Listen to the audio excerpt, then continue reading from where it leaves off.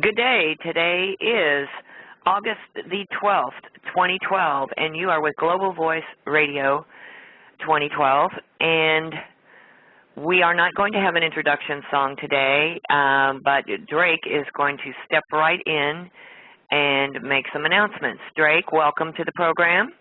Thank you. Everybody knows last week I kind of wrinkled some starch, put some classified information out then. It wasn't extremely critical, at least not parts of it. Some of it was. I'll let you people look it up if you think you can, and there's a lot of people I know are curious as to what this show is going to be about. I'm going to set the tone of this with a song. And what I want you to know is this week we will continue the outing of classified information. Now, here's the difference. What I offered last week was mildly classified. They have classified confidential, classified secret, classified top secret, and above top secret, basically. We'll get into that in a minute. Do you remember the TV show a long time ago? It had a na-na-na-na-na-na-na music, and it was called The Twilight Zone. Denise, we got that song?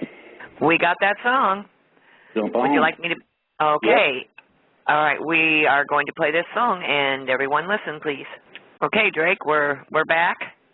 I guess Drake's not back. We also have Minuteman. I am.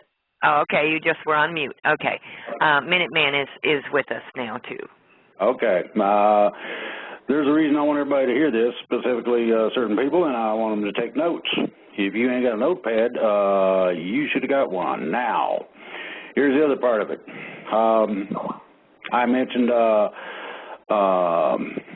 secret classifications or classifications in terms of classified documentation and or knowledge. Well, there's a thing known as black ops. It's above top secret. And there's a website that says above top secret, and it gets some of it right sometimes.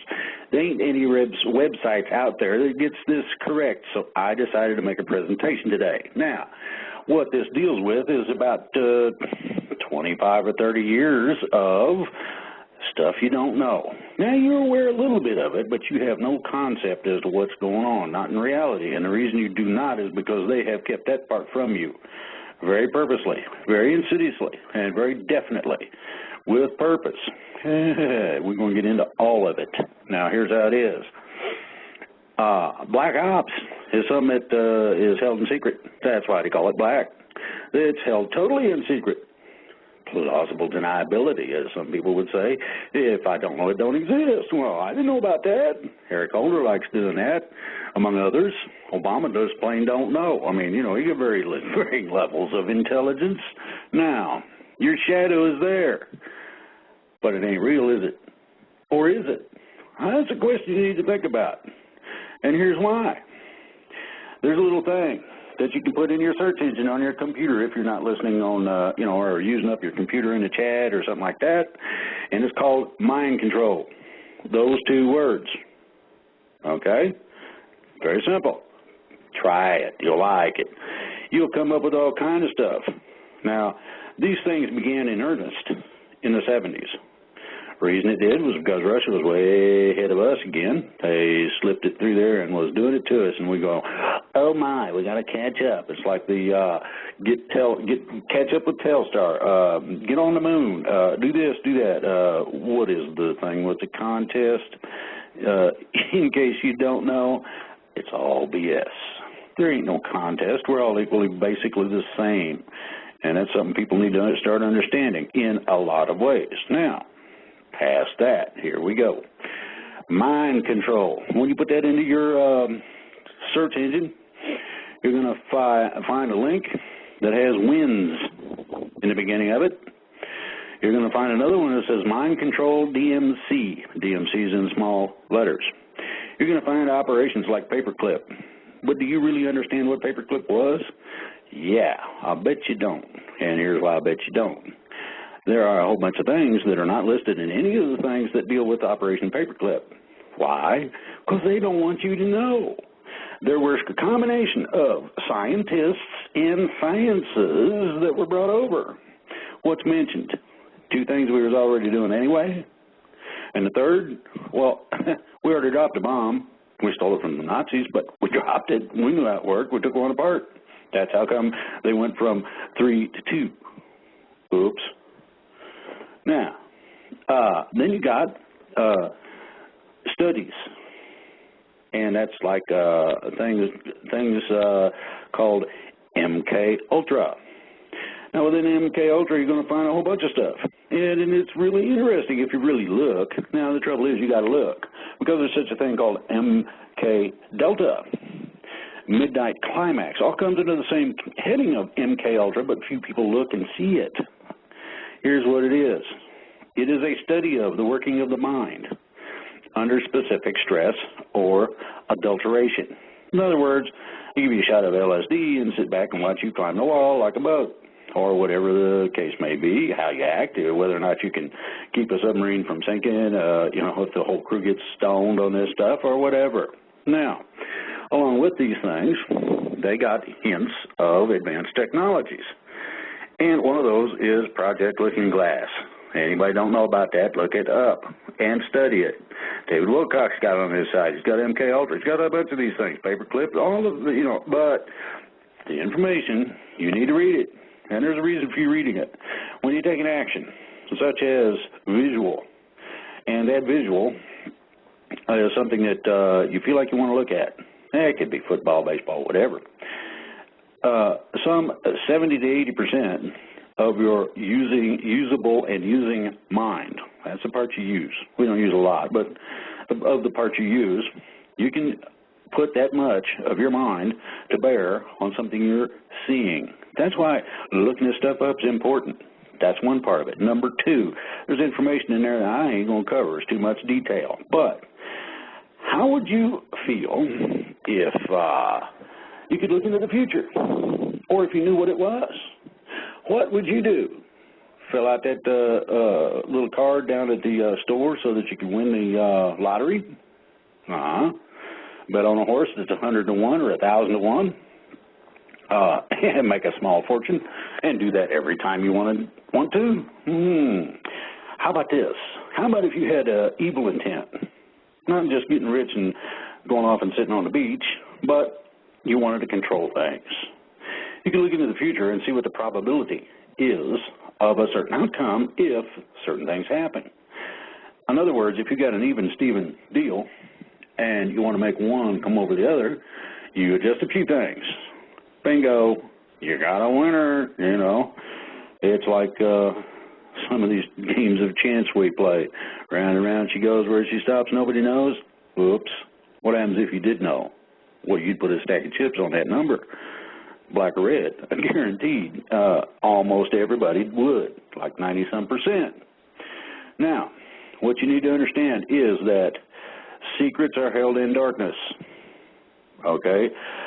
Darkness is a term, also a description, and it describes, because it's a term, a whole bunch of different conditions. Darkness of the mind is not knowing. You don't have the information. In short, if you didn't know what it was, I can hang it right dead in front of your face and you still wouldn't recognize it. It'd probably just be in the way. You probably end up jerking it down off of wherever it was hung up in your face, throw it out of the way somewhere, or in the trash, because it bothers you. There's no importance to it because you don't know.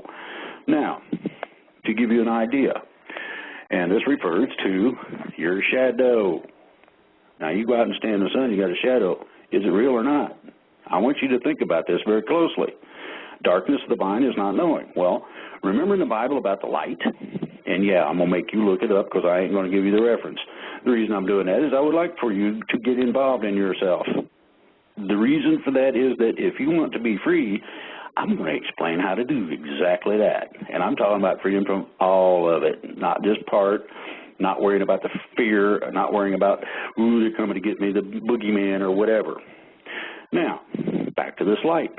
Do you hide it under a bushel or set it high? That was the question. You set it high because you want to light up the room. You don't hide it under a bushel so that nobody knows it's there. You let it shine. it doesn't say that you proselytize a certain set of specific belief system that you happen to agree with. It says, let your light shine. Now, the main thing in the book is example. That's how it was shown. Now, one of the things I have requested is even a small light dispels huge amounts of darkness.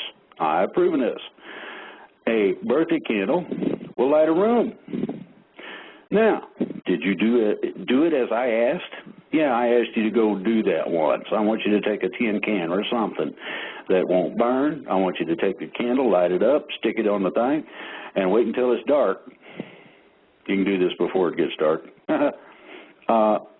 And when it gets dark, in the room with curtains closed, light your candle.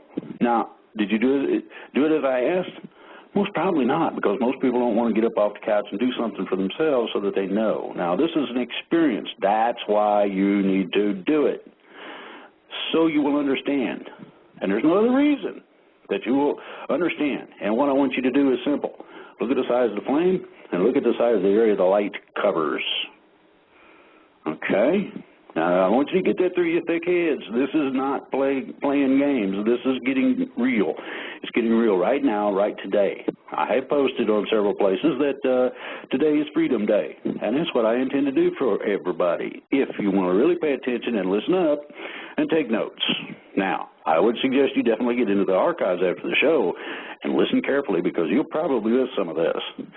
Do it. Light that candle so you will understand what I'm talking about. And here's a little quote from the book called the Bible. Hosea 4:6. My people are destroyed for a lack of knowledge. Ooh. Here we go with the dim wit. Is he? Or is he idios? Greek word, meaning idiot. Idiot means, by definition, uninstructed. It don't mean you're stupid. It does not mean that you're some kind of dummy, basically. But then again, you've got to ask yourself, is that person really stupid? Because there are a lot of people who are dysfunctional otherwise and a friggin' genius with music, with art, with sciences. And this has been found to be the case pretty much throughout. Now, I have asked you people to look at something else, too. Have you seen The Matrix, the movie? If not, get a copy. I don't care how you do it. Borrow it, but don't steal it. Make yourself a copy. Burn a copy, please. If you don't, you ain't going to get it. And I'm saying study the Matrix movie. And everybody's going, that's old. Why do I want to do that? Well, here's why. Because we live in a matrix just like the movie. Exactly. And you have to understand how it works. Now, you see in that movie certain portions of instruction, and it all leads up to somebody discovering how it really works. Well, today I'm going to give you some of the answers. I'm going to do your homework for you a little bit. You need to study that movie. And in the book it says, surely signs, miracles, and wonders shall follow you all the days of thy life. Now, think about signs. That's where the heavens speak, or the rocks line up, or a plant catches fire, I think. Miracles. Oh, boy, you're raising the dead, you're healing people. Wonders. Do you wonder at you're in a situation? Ooh, you mean God attends to situations? Absolutely. You can read the book. There's all kind of stories in there, but I'll give you a realistic. A friend of mine was having problems. They were convoluted. They were complicated beyond my capability to have the time to actually help that person. And he learned, I taught him over a few days, exactly what I'm talking to you about today. Surely signs, miracles, and wonders shall follow you all the days of your life. Moody Blues, through the eyes of a child you will see. That album is To Our Children's Children's Children. Ooh, that means a legacy. At one time or another, everyone will wake up. And I mean everybody. And then everybody's going, okay, it seems like I'm awake, I see everything, and I need coffee, so I must be alive and awake. The coffee will help. To what are you going to wake up? That's the question. Okay. Today is an interesting day, and I'm going to tell you why. How about some numbers? And the specialty of today is a number everybody's going to be well acquainted with. If you take, in certain circles, in numerology, the individual dated numbers, 8, 12, 12, you add them together, you're going to find out something. And I'm going to let you add them together because I'm not going to give you the answer.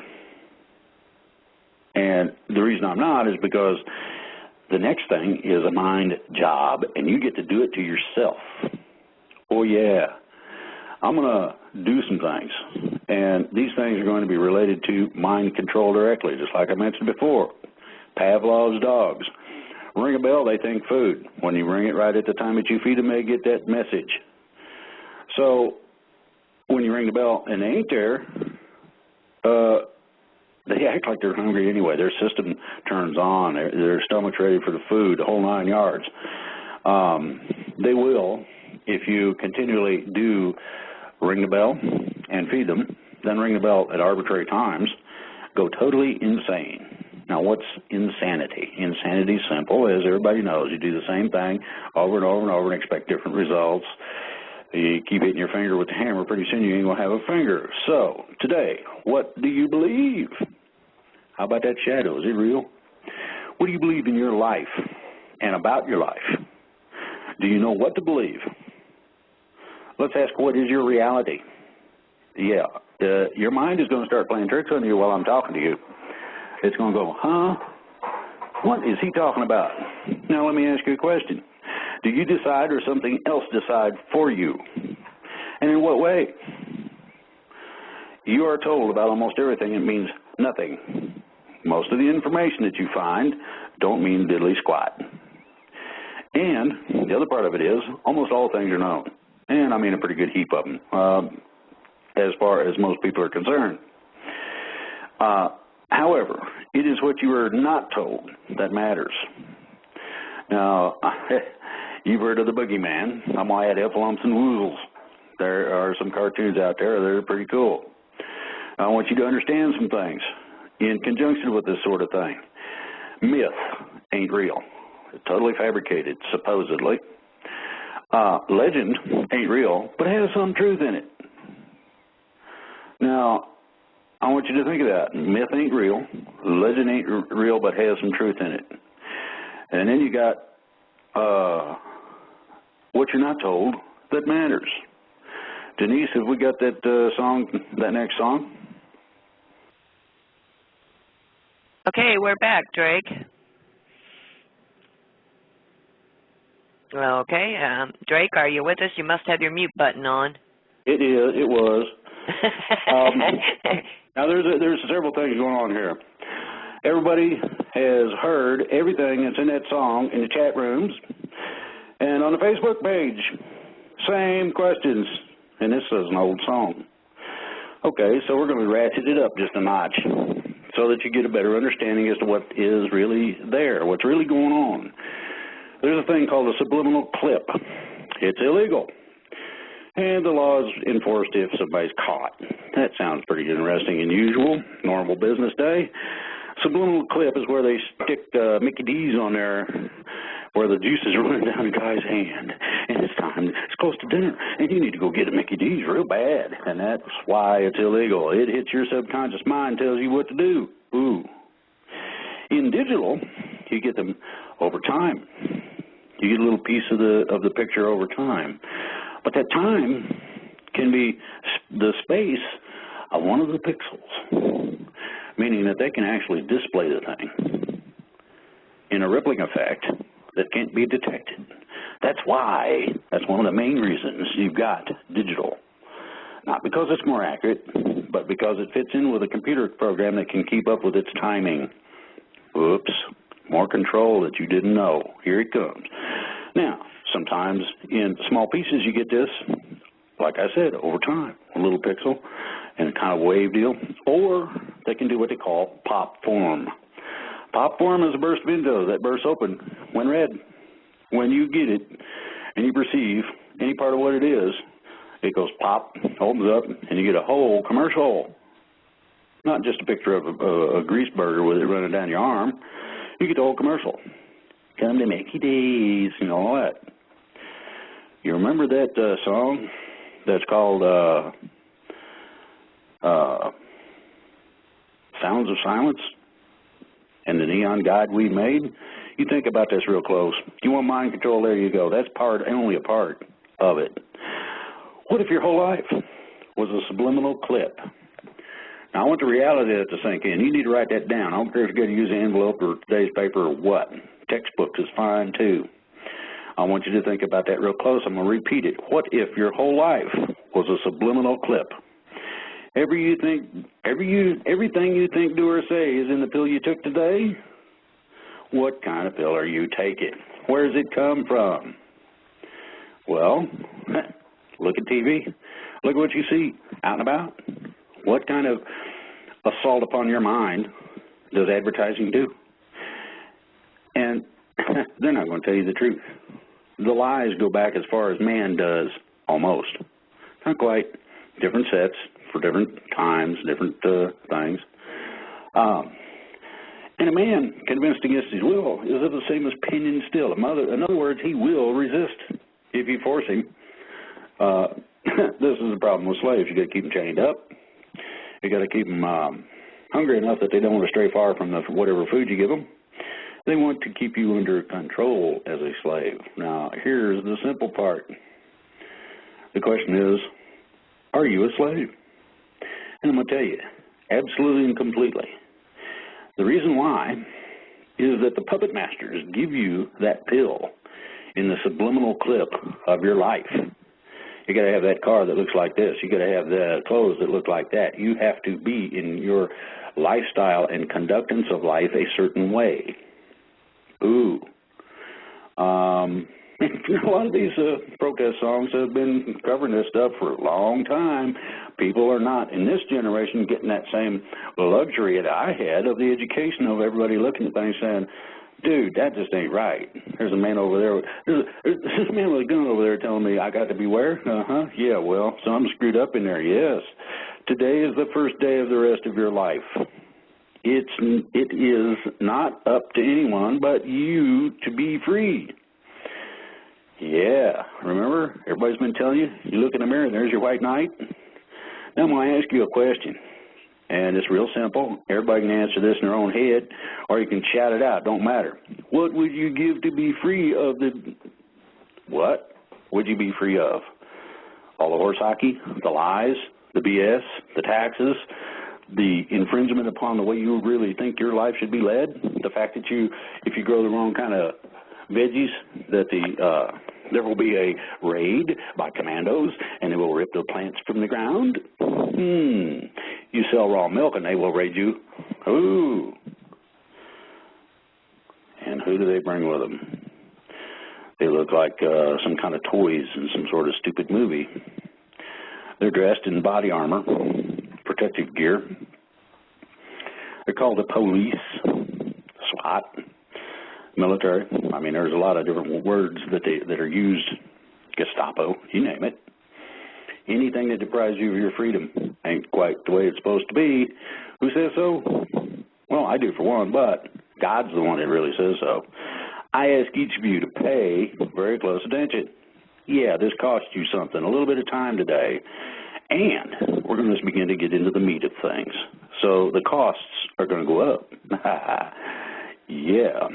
Now, here's how it works, and I want you to pay very strict attention. This is the part that you do not want to miss, and a part that you do not want to ignore. Idea is a thought. Pretty simple. A picture in your mind. And it can be any old thing. It can be a string of words that comes out. It can be something you'd like to have, an experience, whatever. And I'll simplify that right down to grade school level. Know what a shovel is? Looks like, and is used for? Okay. Then you probably got a thought in your mind right now of a shovel. It may not be the same as everybody else's, but it's still a shovel. Okay, now, here's a trick. And this is the mind job that I was talking about, and you get to do it to yourself. How about freedom? Now, very few know what it is, if it is real, or how to get it. Now, today you can be free, but you got to realize one basic truth. You have decided to be exactly where you are in life. That's what I said. Yes, you decided. You may not know that you did, but you did. They know you did, so they played a part of your mind that is not the part that you use all the time, and they say, we can plug you right in. We can make you a part of the matrix. And you need to look at that movie. I'm telling you, you do. I'm not asking. If you want to know this stuff, you need to understand it in a combination of ways. What I'm saying today is one way. The other way is also presented in the movie, but it doesn't answer these questions because it leaves it up to Neo to discover. He's the hero in the movie, in case you don't know that. Now, you decided this. Ooh, don't know when it was, don't know how it happened, but there you are. Everyone has abilities that, when used, are powers. And you think immediately, gods and demons, sorcerer's apprentice. I mean, you know, well, it's kind of like that, only it's a little different. In that you were, and I mean you. It don't matter who you are, or whatever. Everyone has abilities that, when used, are powers. As a man believeth in his heart, so is he. So it's real simple. So there you are. I mean, it's real simple. That's it. Wherever you go, there you are. There's no escape from yourself. You're stuck. Now, I'd like to play a song. I want everybody to think about it. And I want everybody to pay attention to what it says. And I want you to think about what life is today. And I want you to think about the reason for some natural disasters that weren't natural. We got that next song? We got it. Coming up. All right. I hope everybody could hear that song and hear it well. Hope everybody could hear what the word said. I want you to think about something. And this is pretty real.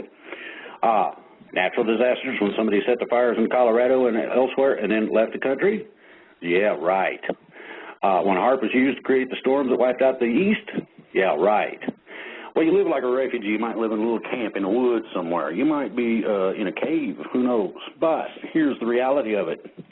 All of a sudden, people who live on their own, in terms of food, that sort of thing, live fairly independently. All of a sudden, you find out that you are dependent on the power company for water to keep your food cold. And these natural disasters, when they burn your house down, I tell you what, I don't care what you might think you are, but you become a refugee. I saw FEMA passing out water and food several stops along the way. On my little disaster, same thing happened in Colorado and other places. Why do you think that is? They're trying to get you used to the idea. I want you to think about this. Now, here is what the deal is. Everything, and I mean all of everything, to include the things you can't control and you don't seem to have any impact or input on or decisions about, are all up to you. This is all up to you. It is you. You are the key. And here's how this works. And I'm going to explain this so you get it. It's real simple. I can show you a door, but it's up to you to open it. Each of us has a path. It's yours and yours alone. There's a difference between knowing a path and walking it. You got to find your path, okay? My position is simple. I take the little lantern out there in the middle of the night and hold it out there, and I said, see the footprints? Yeah, follow them. And then I take my lantern and I go home. That's all up to you from that point on. Now, the movie, and I'll say this again, you got to study this Mojammer because it is a bad mojo. It does have an extraordinary amount of information that they did not want out. And by they, I'm talking about the puppet masters, the bad guys, the ones that like doing it to you. As in the Matrix, I'm offering a blue pill and a red pill. The blue, take it, you get the same old, same old. Red pill is reality and how deep the rabbit hole goes. I want you to think about that rabbit hole. I've been describing a little bit of it. It's partially the daily grind. It's the life, your life, what you've decided. This offer is right now and forever. And who? That's you. Here's how.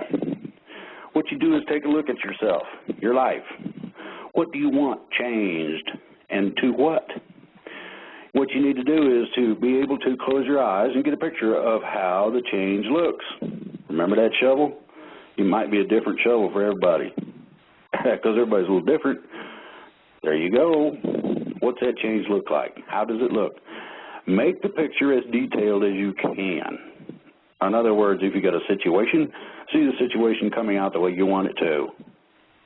And it don't matter what it is. Everything is subject to this, and that's what's neat about it. And that's why, exactly why, they don't want you to know. Now, I said make the picture as detailed as you can. Look again and be sure it is as perfectly clear as you can make it. No fuzz around the edges, etc. And the question is, you got the picture? Okay. Do you see yourself? Do you see yourself as you want to be? And I want you to think about where you want to be. What do you want to change? Do you want to be free? Only work part of the day and make enough money that you're on the beach playing with your family? Do you want to stop digging holes for somebody else? Dig them for yourself at the very least? Anything that you can think of. You want to be the boss? That can be arranged. It's your decision. It is up to you. This is called envisionment. They do not want you to know that. Envisionment is a funny word, and I mean extraordinarily funny. It is a noun, a pronoun, past and present and future tense, all in the same word. That's a friggin' mess for an English teacher, I'll tell you. And, yeah, I do have the capability of spelling correctly. I don't because it's cute and funny. Now, when a person uses envisionment, they use powers. Remember I told you about that? Whenever somebody has a capability and they use it, it becomes a power. This power of envisionment it's just a picture. That's all it is. But just a picture is mental assent. You understand the idea, and you can see the picture. I know everybody can see that shovel. Now, there's two words in the Greek for believe. Actually, there's 5 of them. 2 of them are prevalent in use of definition for the word believe. One is dekomai in the Greek.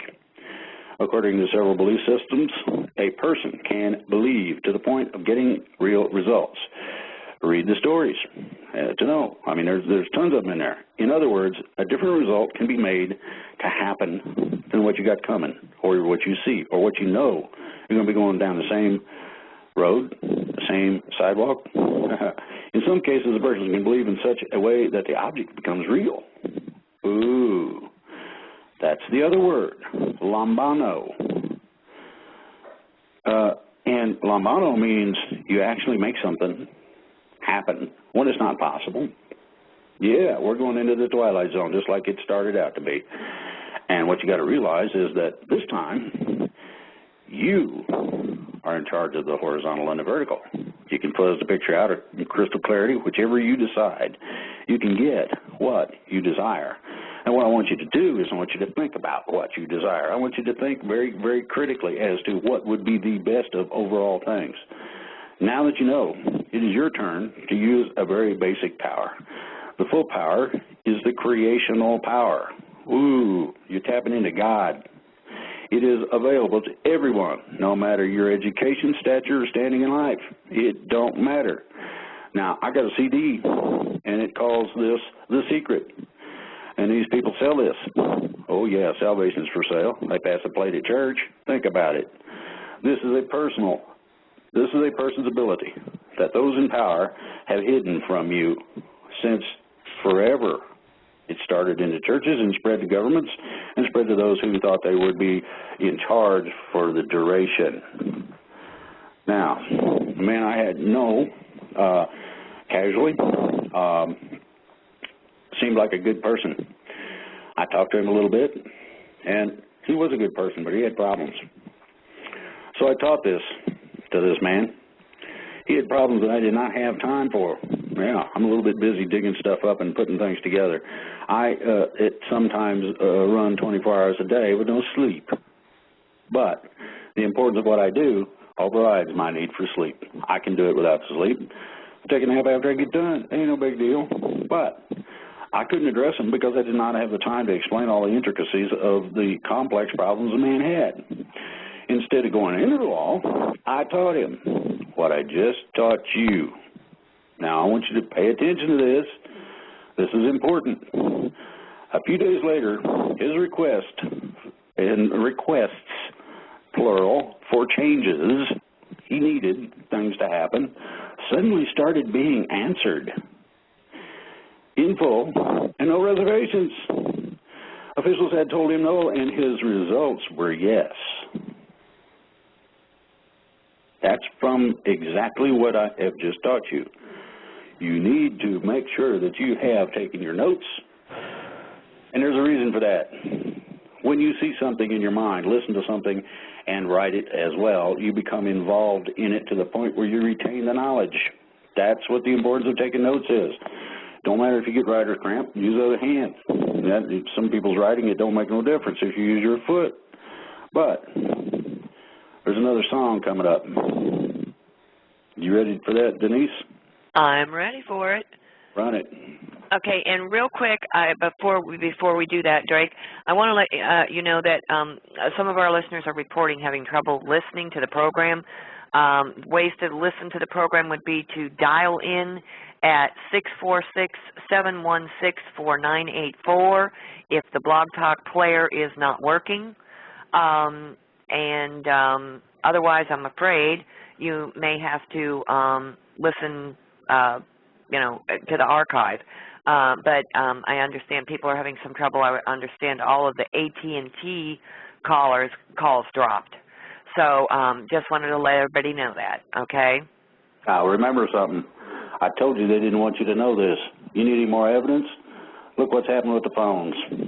Play the song. Yeah, and Drake has dropped already, I will tell you, too. So that's an indication there, too.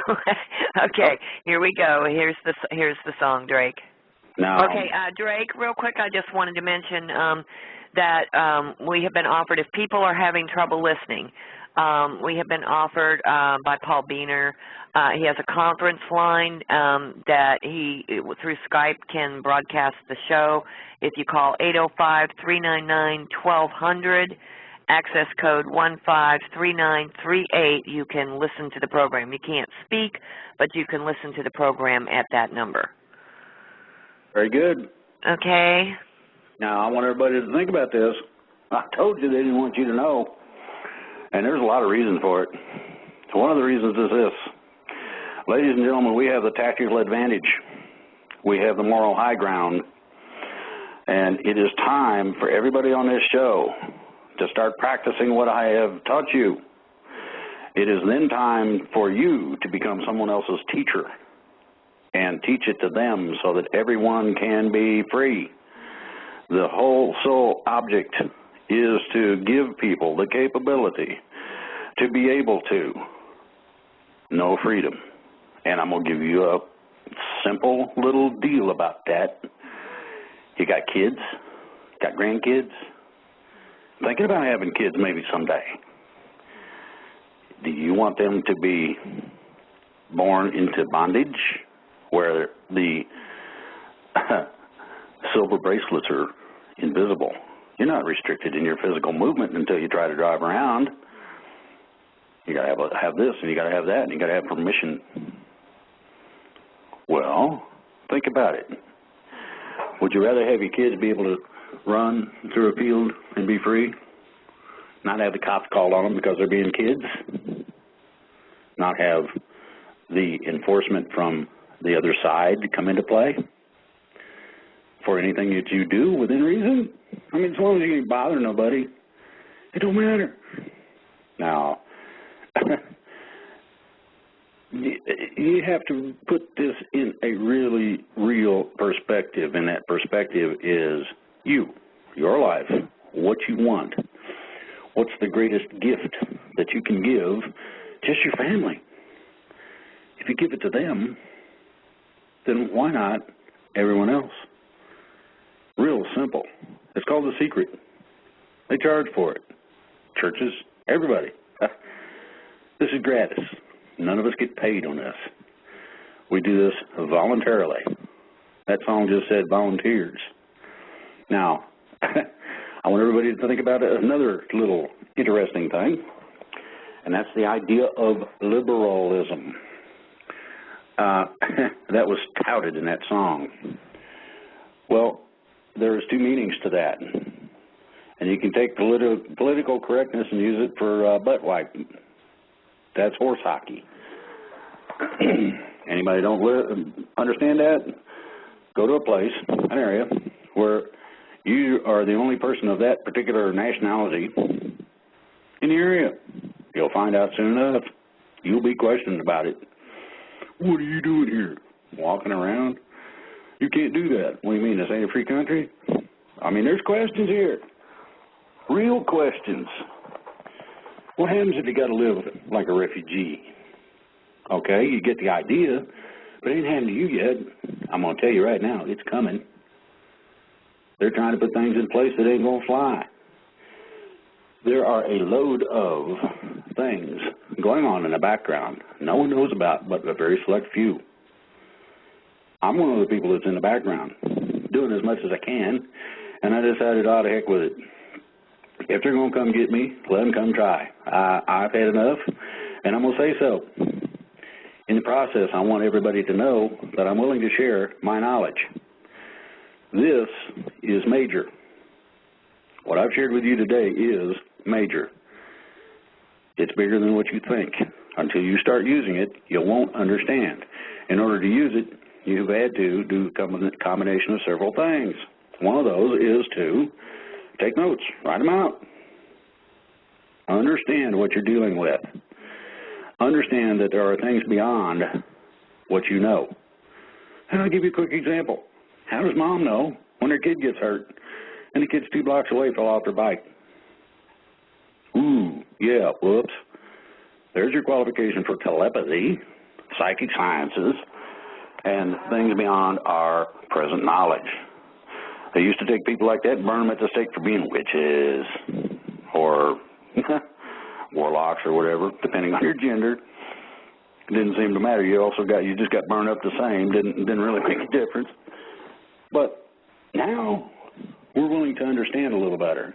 We're willing to know that burning somebody at the stake is not cool. I mean, there's a lot of things wrong with it. One of those is that as each mother has that feeling, that direct connection to their children, so should all families develop that connection within your own families. This way you will be guarded against things that seem to be out of control. If you want control, study this show. You're going to be shocked at what happens. And I mean shocked. Now, if possible, Denise, I'd like to take a break. I'd like to play Twilight Zone one more time. And Refugee, one after the other if you could. I'm sorry, Twilight Zone and... Refugee. One right after the other. Take a break, and we'll be back. Songs are finished. Okay, and those are only 2 or 3 minutes a piece, and then we had a request from a listener for Good Vibrations by the Beach Boys. So that's fine. Put it on after. Okie dokie. We're taking a couple-minute break. Everyone get your beverages. And while we're at that, I wanted to let everybody know there is yet another number that has been offered to us as an alternative if you're having trouble getting in through the show. It's a conference line, 760-984-1000, PIN number 778181, and then you press #6 to mute yourself. And that's another available number. So with that, we are taking a couple-minute break, and everybody sit back, pop your popcorn, and we'll be right back. Okay, we are back, And I wanted to, once again, so that everybody is able to listen, I know there are obviously technical difficulties going on, reiterate these numbers. The regular call-in number, if you're having trouble with the player, is 646-716-4984. That's the direct line into Blog Talk. And then Paul Biener has offered a conference line, 805-399-1200, access code 153938. Again, that's 805-399-1200, access code 153938. And that's already muted. You don't have to do anything there. Also, the program is being simulcast at www.globalvoiceradio.net. All one word, globalvoiceradio.net. And then you just click on Listen to the Show. We have had another conference line offer that will be broadcasting the show from Elizabeth. Thank you, Elizabeth. That is 760-984-1000. PIN number 778181. And then on that one, you need to press *6 to mute yourself. And with that, we are ready to proceed, Drake. Cool. And thank you, everyone, for your assist with this. We've had technical difficulties before, and there's nothing new when they do not want information out. The reason that we got the information out is because it was destined to happen at one time or another. The other reason is that I chose this time simply for a variety of reasons, some of which no one will know but a select few. The other part of this is Good Vibrations. That's an excellent song. I think I remember back in the day when people would judge another person by the vibes they got from them. Oh, yeah. Now, try this. Take that a step further. You want to know where you stand, what your stature is, where you belong in the universe. Here's a simple way to do that. You have to be able to do what I've told you in the show. Don't misunderstand that part of it. But here's what you do. You take your shoes and socks off, and you go out and you run your feet into the grass or the dirt, depending on where you're at, sand. And you connect. You feel a connection through your feet to Mother Earth. This will put you in the proper perspective and help you get to where you want to go. A lot more than you understand at this point. Usually, I'll give a quick dissertation and then we go to questions. And I've had communication about some questions that were leftovers a little bit or hadn't been answered at all or addressed. And some people are going, hey, I remember you was on Yow Radio with Alfred Lamont Weber. Modifications, oh my goodness. How do I know this? What is the current approximate population of altereds on the planet? Ooh, how can I ascertain if I'm altered? They want all these interesting things. We're going to study the theory of excitement system. Do ETs, who generally modify their forebears, believe in a creator? Talk about some loaded questions. What is the evidence that supports the existence of the galactic superwave? What causes the smack during planetary alignment 12 December 2012 to accomplish the Schumann frequency shift? According to Wilcox source field investigations, a nearby planet can perceive my thoughts. What part of me needs to be changed so I can dialogue with a nearby planet? What are the female Russian professors really saying on YouTube? Our transition of 49. Does American National Militia have access to a Russian lip reader? Most of these things will be answered on the show that I have coming up with Mr. Weber. Yes, and that's tomorrow night, Drake. Would you like me to go ahead and give everybody the information on that? Sure, go for it. Okay, that is tomorrow evening, Monday, August the 13th. The program will be from 5 to 7 Pacific time. It's a 2-hour program, and that's 5 to 7 Pacific time.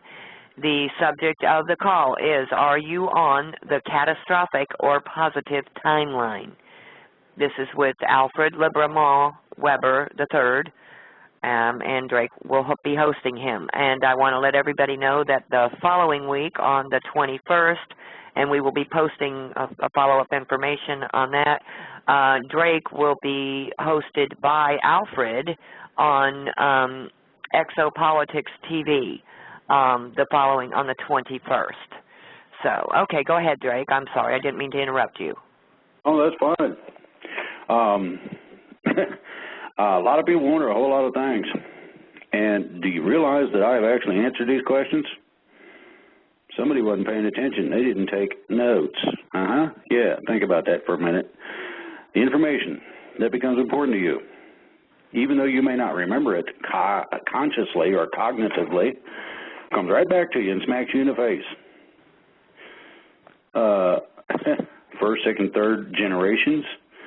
As far as generations go, as far as I know, it's only one. They quit the civilian program afterwards. How do I know? Because I got the friggin' ETs playing games with me. That's how I know. And they did not quite know what to do with me. I'm sort of a little different dude than what they thought they were getting into. Approximate population of altereds on the planet Earth. I answered that. There's millions of us. Oh, yeah. And some people don't even know. How can I tell if I'm altered? You'll know. You'll have abilities that are a little advanced for some people. You'll know that things are going to happen before they happen. And a few other little cool tricks of the trade that come in there that say, hi, I'm here. Okay, well, guess what? Let's see here. Where can I study the excitement system? Ladies and gentlemen, I'm going to tell you right now, if you want to get excited, you do what I told you, and you will start getting excitements that you ain't going to believe. And the reason I say this is because the impossible is available to you through what I have said today on this show. It's real simple. It's exactly that. Get excited. I'm a part, and so are you, all of you, of the rebirth of our country. Y'all ought to be having to be scraped off the ceiling right about that point. To me, I mean, that's where I'm at. I mean, I bust out in a sweat when I reveal these secrets. And believe me, this is above top secret. These are black ops. These government agents have been practicing this stuff for years. What do? Well, they load you up with electromagnetic radiation, and that is called cell phones, the phone I'm on. That's called broadcast technologies. Woohoo! Why do you think it wanted to free up the airwaves? It sure went that way in business. If you take a look at it, everybody is connected directly. So if you got all these airwaves free, what do you think the government's going to do for them and with them? And what do you think they're going to do to you? Oh, yeah. Come here, little guinea pig. We're going to show you a new maze, and you ain't going to ever figure it out. Oh, lovely. That means we got you trapped in there until you die of old age. And we're going to skim you off the top until such time as there ain't nothing left. That's exactly what the idea is. Okay. Do ETs believe in a creator? Yup.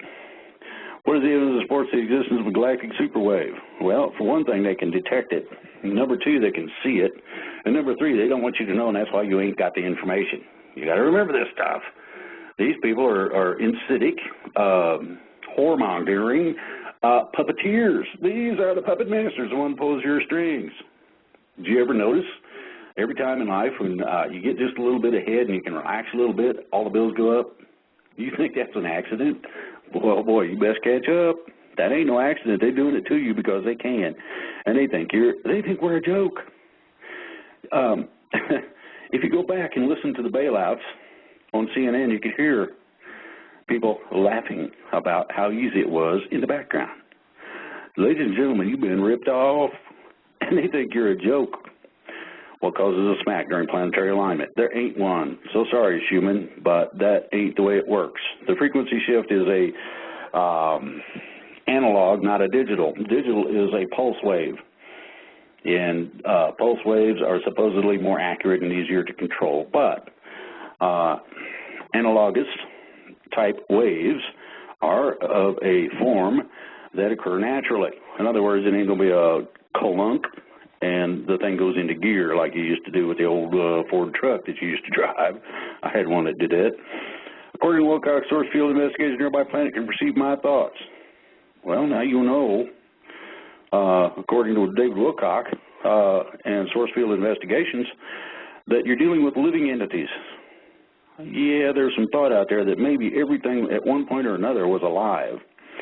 If, and I want you to think about this, if we are the crown of creation as several belief systems say we are, then I offer this. We as the crown of creation should then be able to be sovereign in terms of our controlling things that could not normally be controlled and communicating with things that other people don't think even exist. Now, you want proof of this? I told you, shoes and socks, take them off, go out there, put your stinkies in the grass or the dirt or the sand or whatever fits your location and connect. You will have to do this by use of the envisionment process that I have outlined today. What part of me needs to be changed so I can dialogue with a nearby planet? Well, first you got to learn how to talk to this one. You're already here, so it's pretty easy. The connection is pretty simple. What more you need? You know, go out there and mess with it and see what happens. It'll be pleasantly surprising, a little surprising, but it'll be cool. Where are the female professions really saying on YouTube, our transition 49? Ooh, well, maybe they've got some ideas about what is going to happen that may be correct. Maybe not. Maybe you should be able to connect with these things so that you know what's going on. I guarantee you planet Earth does know. And Mother Gaia, or Mother Earth, I don't know that it's a feminine quality either. I will suggest if it is, that you're crawling up in Grandma's lap when you connect with Mother Earth. You're giving her solace. And believe me, we have raped and pillaged Mother Earth considerably. We have done some really nasty things. We blow the tops off the mountains. We dig holes down inside places that are sensitive. We ain't been nice in that respect. Then again, think about it. Go out there and stick your feet in the dirt. And I want you to think about this. What do you got that Mother Earth has supplied you? Just about everything you got. Your clothes, your car, your house, your food, your water. You might want to get to know who you're dealing with. Russian lip reader, I've got a friend possibly that can do that if needed. I don't have a requirement to need that. Now, one of the things is that I just went over are qualities that Mr. Weber and I will discuss on these two shows. If you want the scientific basis for a lot of this stuff, I can supply it. I'm qualified to teach a great majority of it. Anybody who wants to review this program, I suggest you do so. As I said, this is above top secret black ops material. They don't want you to know. Supposedly it's classified. They forgot to put the secret, top secret, your eyes only, don't look, and all that. Little red stamps all over the thing. And it got on the internet. And most of the stuff can be found, by the way. People have outed it. So, you know, look it up. See what mind control really is. Who did it, who started it, where it's going. And with that, Denise, I don't know if Minuteman's got something to add to this. Well, let's just see. Minuteman, did you have anything to that you want to share with us this great day? Okay. Of course. First off, I'm going to ask Brother Drake. Brother Drake, did we have any line of communication about today's show? You tell who you're talking about having communication with. In other words, did we call each other on the telephone and talk to each other about today's show? Absolutely not. I don't tell anybody what's in the show for two reasons. Number one, you'll note in churches where the preacher plans ahead, the people are adamantly against whatever it is he preaches about. They got a problem with him saying those things. Yes, the only reason that would happen would be if the bad guys, dark forces, evil whatevers, are playing games with the people. So therefore, I don't tell nobody nothing. And it's more funner that way because Grammy J can't hardly stand it, and some other people go. And some other people, oh my goodness. Yeah, Grammy J's with us too, everybody. Welcome, Grammy J. Yeah, you just pulled my fancy right there, brother. Yeah. Well, anyway, folks. Anyway, yeah, and I will verify that for everyone that that even I, hosting the show, I do not know until Drake goes on the air. The only thing I knew today was that he had songs he wanted me to have available to play. So I do not know what is going to be discussed on the program either. You know, I can kind of sort of judge a few things maybe ahead of time based on emails we've received and that kind of thing, but I can't know what Drake is or is not going to discuss, and neither does Minuteman. He does not share with us what is going to be on the program. So go ahead. That's a respect thing for Drake as well, because he knows what's going on, and it's up to him to share it when he can. Well, there's another part to this, guys. You notice that we're having all these problems with communication today? Yep. Yes. Now you got another reason why I don't tell nobody what it's going to be about. But they're getting this picture now that, oh my goodness, we're going to have to shut them people down. We've got to turn them off some way or another. Go ahead, Ms. I have somebody that is listening to this show for the first time today in Mississippi, and they said they've absolutely had no problems with weird things coming onto their screen on their computer until they started trying to listen to your show today. Yeah. Okay. They're trying. Well, okay, go ahead, Rick. The point I'm making is, gee, look where me and Drake landed today. Thinking freedom. How can that be? How could that be? It's real simple, folks. It's called having a like mind, a like heart. You'd be surprised at the connections you can make where you already are in a relative line of communicating without even speaking. Oh, yes. Now, I want to talk about the word freedom for a minute. Everybody's seen me post Think Freedom today. Then they've seen Drake post, today's your day to be free. That's what they've seen happen in there. I come in there, think freedom. I just went down every line that I've seen or every blog that I've seen posted in there. Because, folks, that's where this all lies. That's the answer to every problem you have out there. It's getting through the illusion. It's the illusion that chains you that makes you slaves. Every one of you. Everybody out there, you know, all the ones out there that are listening today that are afraid, that fear is an illusion. It's a chain in your mind that keeps you from being free. That fear enslaves you. That's what it does. And it's all an illusion, as Drake described in the Matrix. And it's up to you to break through that fear. Who's giving you that fear? Another question you need to ask. Is it Alex Jones? Who is it? Well, I say it's none. I say it's none of those folks that give you fear. Every person that fears out there, know this. Look in the mirror. That's where your fear comes from. Oh, well said. That's where your fear comes from, folks. Alex Jones doesn't do it to you. None of this stuff you see on the internet produces your fear. The only way it can produce fear is if you allow it to. And you've got to get past that. You really got to get past that. Remember lighting the little candle in the middle of the room? Mm. Y'all catch that? Yes. Or lighting that candle in the middle of the room, folks, and light your way up. Try what Drake told you to try. You might find yourself in a little different position in life.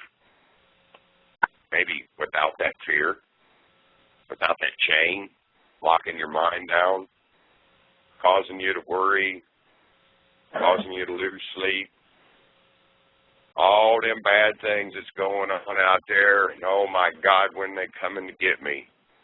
You know what? I don't care if they come and get me. I really don't. If they're going to come and get me, so be it. But they can't have my freedom. They're not going to make me fear. I hope some people are starting to get the point to what their freedom really is. Not only that, does your fear cause you to pick a certain ideology that, well, you think so grand that it needs to rule? Because there's another place they change your mind, folks. Through the fear that you have that your ideology won't become the top dog. Remember that little commercial out there, my dog's better than your dog? They've been doing this to you for a long time. Trying to make May y'all I interject here, please? Go ahead, Grammy. Allowing ourselves to be drawn deeper into the matrix that they created, wanting things we do not have the money to purchase, therefore running up credit cards, running ourselves into debt. Debt equals slavery. That is right where they want you. If you can't afford it, don't buy it. You can remove yourself from the matrix in many ways by not allowing yourself to be enslaved by them. It was all created by them. The illusion of the maze. Yes. That's what it is, folks. It's the illusion of the maze. And it's up to you guys to figure out how to get yourselves out of it. Key being, get rid of the fear. Don't be afraid to stand next to somebody else that don't see it your way. Your ideology ain't so grand. Fear. Mine isn't. Drake, nobody's ideology is so grand that it has to be the top dog.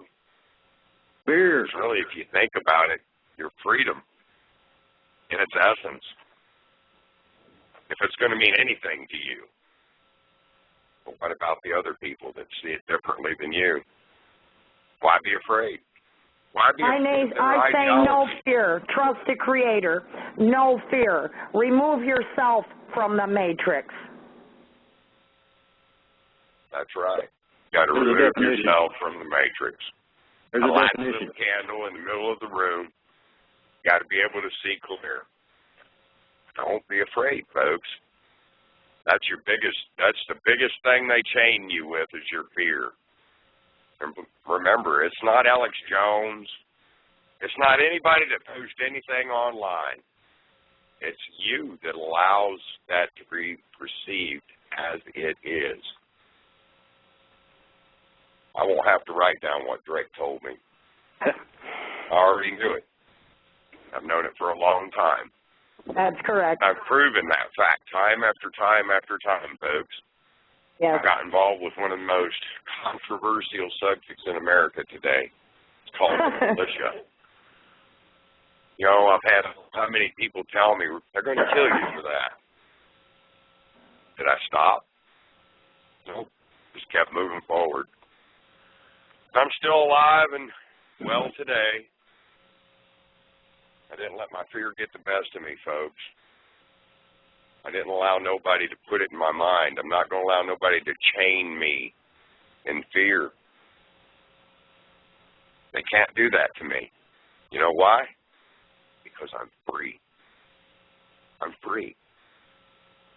Freedom isn't necessarily your physical being, folks. Nope. But you produce in your mind.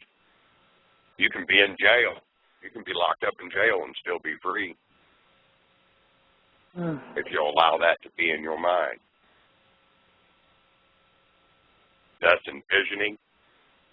Envision your freedom. Drake spoke of that. Played 3 songs. One was by Aerosmith, called Dream On.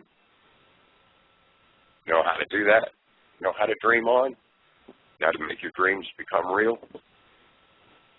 Or do you want to, well, do like the other song said by Tom Petty, you want to live like a refugee.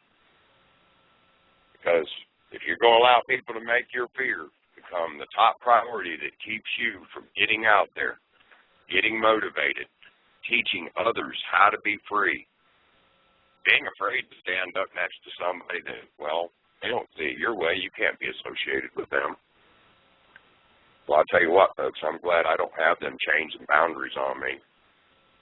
I get to be happy every day.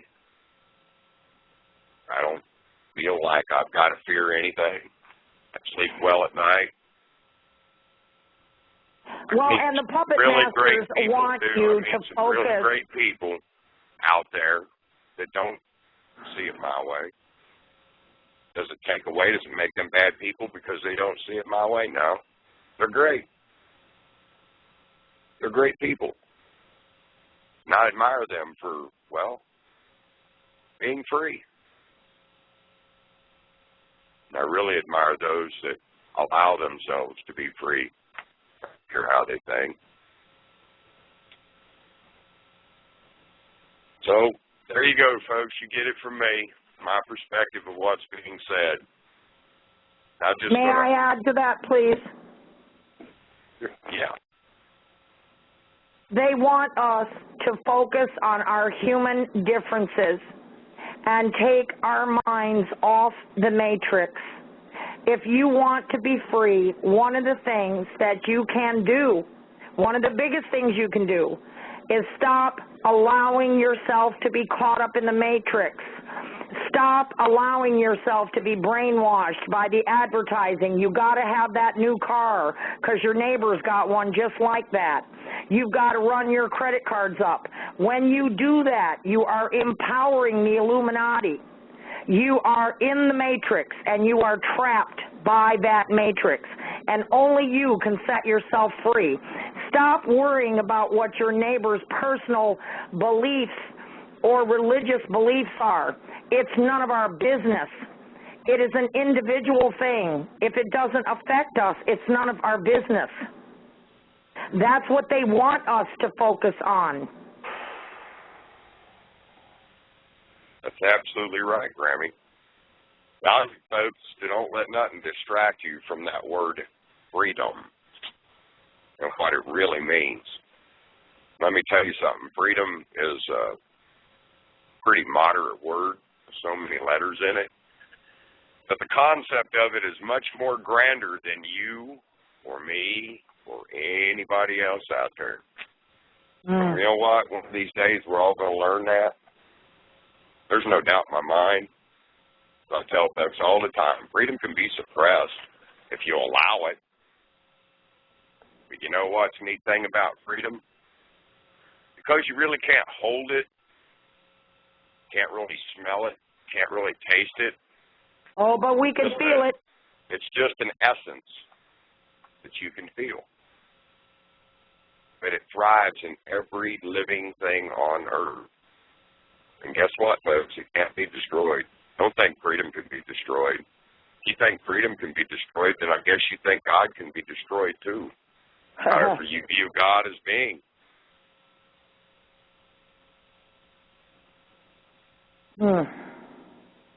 Here's a little definition I think everybody will like. And it's called fear.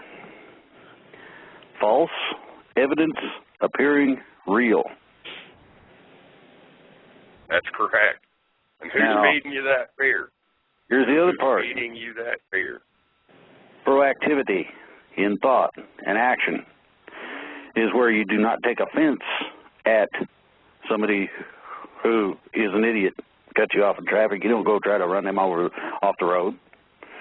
You look at yourself and you go, oh boy, I remember when I used to drive like that, or I used to be that way, or I was afraid to talk to people, or whatever it might be. Real simple. You don't have to have any fear. Most people are curious because they haven't seen you a lot necessarily. Most people would like to know who they're standing next to. And if you make that little introduction a fun one, hurry up and wait in the grocery line. Yeah. And then we get to make a contribution we can't afford to begin with, and it don't get no better because the bills get delivered today. I'm just having so much fun, I can't stand it, kind of thing. Everyday life is extraordinary in so many ways. I'll give you an example. You get mold in your bathroom. And if you'll take a look at everything that cleans that mold off, it says real simple in straightforward English. Use this in a well-lit, well-ventilated area. Come on, if it was well-lit, well-ventilated, I wouldn't have mold in the first place. What is this? Duh. You get that little song and dance on the phone once in a while when you dial a number. Nee. You're too stupid to use the telephone. Please call back when you are more intelligent. They tell you how stupid you are all the time. You could have that trinket or whatever it is, and it goes, just as Rick said, in that direction. Now, the gist of today's show contains a lot of knowledge.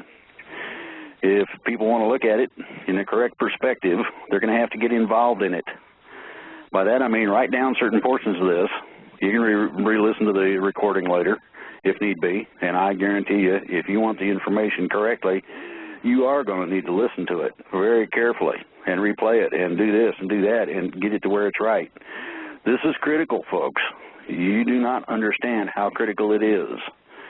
If you do not like things the way they are and you wish to foster or bring about or cause things to change, it starts with you. When you take that step, like a certain Indiana Jones did in a certain place, it's called a leap of faith. That's believing that I covered. And you put your foot out there on nothing and there's something there. You got it. Ooh, they didn't want you to know for whatever reason. Don't matter. But that little step is a step out of the normal rut, routine, BS, gobbledygook that they have put upon you. All the control factors, when you start removing those one by one, all of a sudden you got a little room to spread out a little bit. You got a little room to swagger. You got a little room to twirl around in the front yard with the wife or the kids. You'll find that these are the joys, the love that the creation has directly for each of us. This is what it holds. These are the essence of the secrets everybody has been wanting to know. This is the key to the door. Somebody can show you the door, you got to open it. And if you get the key, you got a problem. Well, I gave you the key, told you about the door. Then beyond the door, you're going to find a path. I'll hold my lantern out, and I said, see them footprints? Go follow. And then I'll take my lantern and I'll go home. I hope you brought your own lantern. Mine is not for rent or sale. But I can give it away. I found my path a long time ago. And that's one of the reasons I'm where I'm at. It's a calling, if you wish. Some people have requested certain things be done. And that's why we do what we do. So, with that, I'd like to go to Q&A, if possible. Okay, we can do that, and we have lots of callers. We have 112 callers on hold, and we have questions. Okay, let's start here. Let's see. Okay, and some of these come from email and the chat room, and so some of them may be a little redundant. Let me go ahead. Okay, people are asking about prosperity programs. When will this be network news? Iraqi dinars, military movements, and homeland security are hot topics. Well, each and every one of the bad things is being addressed. As we speak, 24/7, these people are working tirelessly to make sure that we come out with the right results. The reason being is that it is extraordinarily advantageous to everybody to do so. The second part of this deals with the mechanisms that are spoken about. These are revaluations, these are monetary systems, etc. There are several things already in place that are being done that seem to be working very well. They're not messing with it because it works well. And these are financial systems that have been played with, experimented with. They make a bank operate a certain way and see how it does. Well, what can we do to fix okay, we got to complain about this. Let's see if we can, let's address this stuff. Let's get it to where it's right. And this is basically what's been being done. So everything on that list that just came out is being attended to. Next. Okay. Is it true we will receive a certain amount of money from a St. Germain's trust? That's a good question. Now, I got some people that are that work directly with the St. Germain Trust that I have talked to, and so far, in some ways, it's a little up in the air. By that, I mean that certain things have to be in place before things can be initiated. It's not too far in our future, and so expect advantages to come about. Whether you get a pile of money or not may not be important depending on how they go about this. You might want to consider that. What would happen if it was fraudulent for people to charge you a mortgage or taxes? How much money would you have extra then? That would be a nice little stack. That's something to consider. And this is some of the things that are being looked at. So there you go. Okay. A number of folks are predicting government confiscation of corporate 401ks. Should I cash mine out and pay the early penalty? Oh, that's a good question. You're trying to get me to predict the future, and the problem with that is that a lot of things are iffy. Now, the iffy part of this is there's two of them. One is whether or not somebody might really do that. Two, they say they're going to, but they haven't done it yet. Three, can I get ahead of the game? Well, I just told you in the earlier part of the show how to control. Yeah, right. You get control of the game itself. You can bring yourself out of any situation to your advantage by using the system I told you about. And I'll let that ride just like that. Okay. Freedom. Yep. Okay. Okay, and this was just a statement. Apparently, Drake, last show you mentioned that the retired military being called back to active duty, and it says that they were also in the Civil War and World War II. Not to this extent they haven't been. Not, yeah, okay. Okay, let's see. Let's see. Do you know do you know who, or can you tell us who former White Hat is?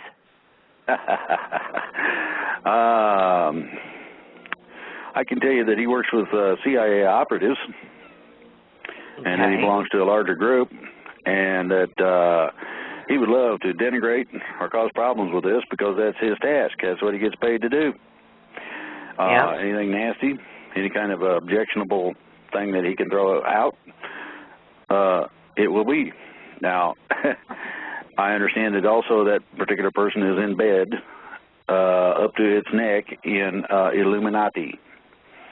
You think CIA is bad? You ought to see the controllers. I'm getting towards some of the puppet masters, some of the controllers that grab the string and go doing every once in a while just to mess your life up. That's where that person's at. You deal with it. You look him up. You find him out. I guarantee you'll find. You can't go past this. You get a warning. Any incursion into this particular database is considered a federal crime. Whoops. Now you know who you're dealing with. Real simple. Look it up real closely. Check it out real close. You'll find out that this person is connected to varying people. And those varying people ain't nice. Next. Okay. Okay, I'm going to add just a little statement regarding our Facebook page along the same lines. We have had a real problem keeping people to keep their emotions in check. Now, people, I realize that this situation is very emotional. This is the single most important earth-shattering event that could possibly take place in our lifetimes. We are all here at this time for a reason. And we are having difficulty with people not keeping their emotions in check. They are personally attacking each other. They are personally attacking the members of the Global Voice. And we are all in this together. We are one people. And we cannot waste time with people attacking one another. This is a combined effort globally with every living, breathing human being on the planet, okay? And then some. I'm going to add to that. Excuse me. I'm going to add to that, Denise. And then some. I'm going to add to that. Okay. Remember what I said earlier about the chain of fear? Yes. Now what, folks? You can't, when you allow your emotions to get to the point you're attacking, you are allowing that chain of fear to keep you from being free. Absolutely. And you know, it ain't white hat. It ain't former white hat out there that causes the fear, folks. It's your perception of what former white hat says. You got to change that. It's up to you to change that. I don't go around attacking anybody in any groups, and anybody knows me, I do not do that. Not former white hat, none of the people that have attacked me. I do not go around attacking them out on open site.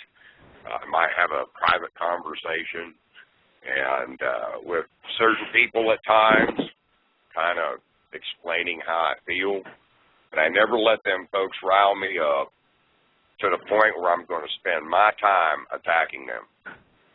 Because there's better things to do. There's a lot better things to do. And why are you going to attack somebody that's going to stand next to you for freedom? Here again, that ideology. Ideologies are good, folks. They're great.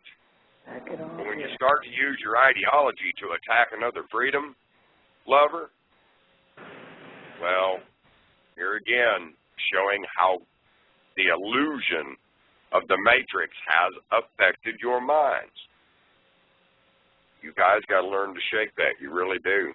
I would really love to see freedom fighters start embracing one another and saying, you know what? I'm glad you think differently than me. Because, you know, that's just proof. That shows proof that freedom really does exist. That's the proof right there, folks. Freedom exists. And here again, if you want to squash, attack, try to do something to somebody else's ideology, don't you think that that's falling down the tubes of the tyranny that you're trying to fight? Your ideology isn't so great. Your dog isn't no better than my dog, folks. Just remember that commercial. I've seen it for many, many years. My dog's better than your dog. Oscar Mayer. Yeah. Yeah. Well, it had to do with dog food. And that's what they want us to think. You know, my dog's better than your dog. And make it a competitive issue between us all. See, because if it's competitive, you're going to keep fighting amongst yourselves. You're not going to turn around and you ain't going to focus toward freedom itself. Once when you get that, you're going to find a whole new world open up to you. You're going to be able to go to bed and sleep good at night. You're not going to be afraid anymore. You're not going to take offense because, well, somebody just didn't see it your way. You're going to be happy that they are like that. Because that shows, well, that thing called freedom and how it thrives and how it will prevail. So, it's up to y'all, folks. It's in your hands.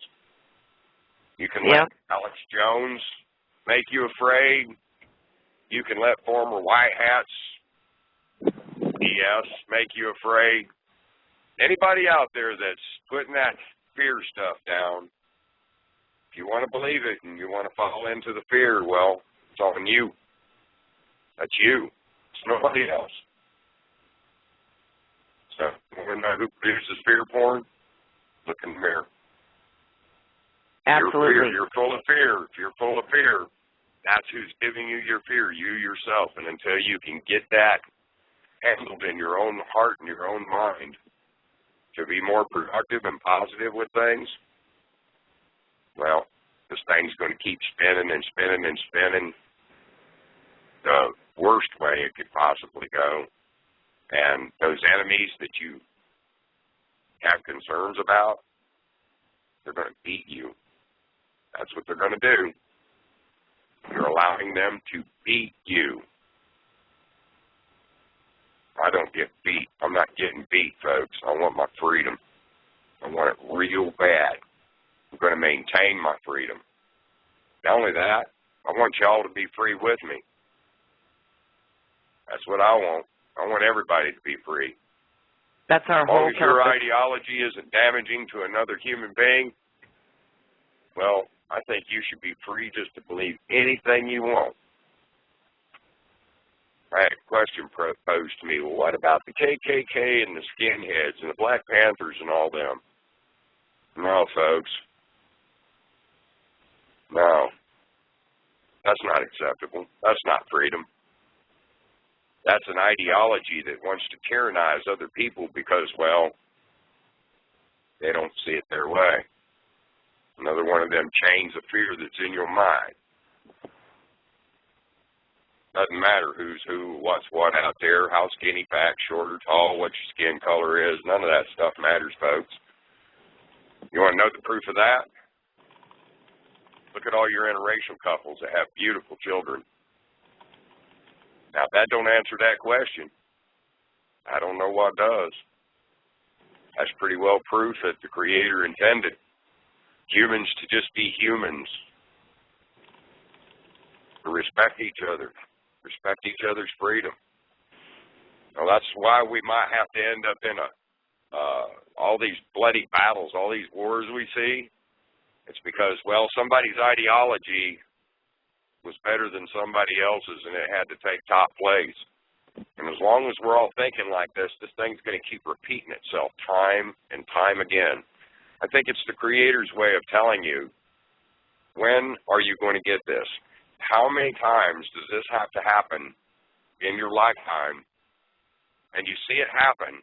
I've given you the proof, but you just ignore what I've given you. Well, yep. I've seen enough. I've learned my lesson through it all. So I'm not going to be stomping on anybody's ideology as long as it don't stomp on anybody else. Because if it's stomping on somebody else, folks, it's tyranny.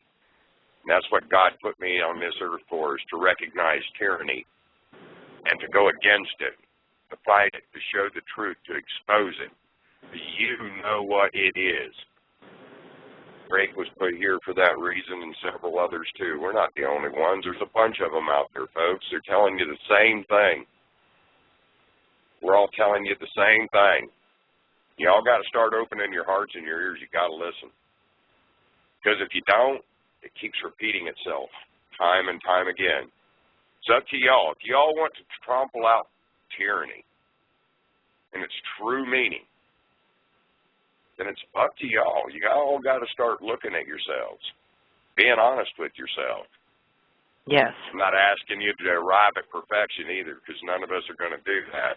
We're not going to be able to do that. That's not what I'm saying.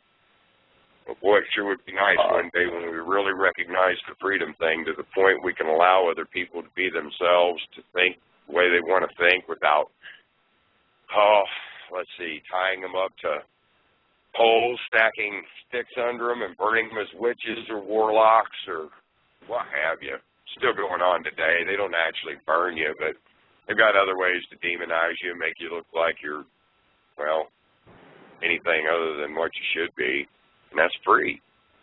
So, folks, it's simple. Think freedom. Absolutely. What does that Absolutely. freedom mean? What does your freedom mean to you? And then are you going to be willing to go by the golden rule? Do unto others as you would have them do unto you. Right. That's all I've got. Well said, Rick. Well said. Okay. Let's see. All right, Drake. Does the military have plans in place for hard drug addicts when the borders get shut down, and presumably the cabal's networks of narcotics get shut down or transferred over? Yes. Okay. Simple answer. Okay. Is there someone or a group that you can recommend for people with problems such as this? My house has been destroyed and seized by thieves and squatters. Maybe the squatters are keeping the thieves away now, but they are trying to steal my house. I have been bullied by the government in the city of Detroit because as a victim of a terrorist attack, okay, well, that was the first part of the question. My house has been destroyed and seized by thieves and squatters. Is there anywhere I can turn? At the present time, I'd say no. Unless you would like to go to the Freedom School online of Texas and learn from that, maybe there may be ways to rectify the situation. I will suggest further that you take the first part of this show where I taught you how to bring about to bear upon any problem you've got the powers of creation.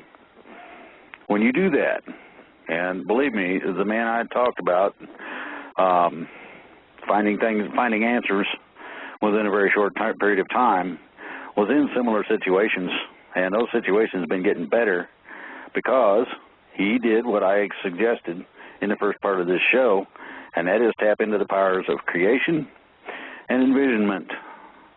What you do is you envision how you want it to be over and over and over and over, every chance you get that you have time to do so. You get that picture to where you can smell it, taste it, touch it. You get that thing absolutely clear, absolutely real, and it will become a reality. And this deals with the powers of creation. God says you have the freedom, and I'm talking about the Creator in case somebody don't like that word. Believe it or not, as you so choose. And that's the simplistic answer or definition to freedom from anything. Next. Okay, let's see here. Apparently, the guy went further. He was victimized, and he found out that the people who were doing the squatting on his house or whatever were involved with the CIA. And when he tried to get redress, he became victimized by a series of attacks, and they took away his rights. So he is now in exile in Russia. Okay. Anyway, you say that the first couple of weeks of September will be a fun period with extraordinary things happening. My brother is stationed in the Middle East and comes back to the United States then. Will this affect him? This is going to affect everybody. I want to tell people something that people don't know.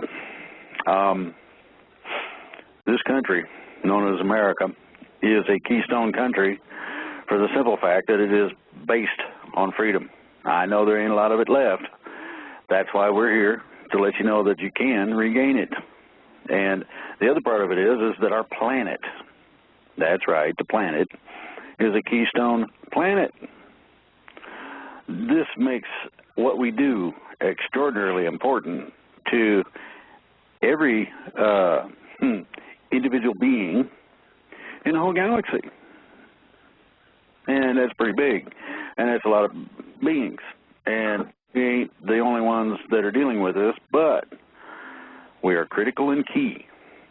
One of the critical things, and you hear this on a lot of these other sites that are pretty much invalid except for one thing, and that's called light.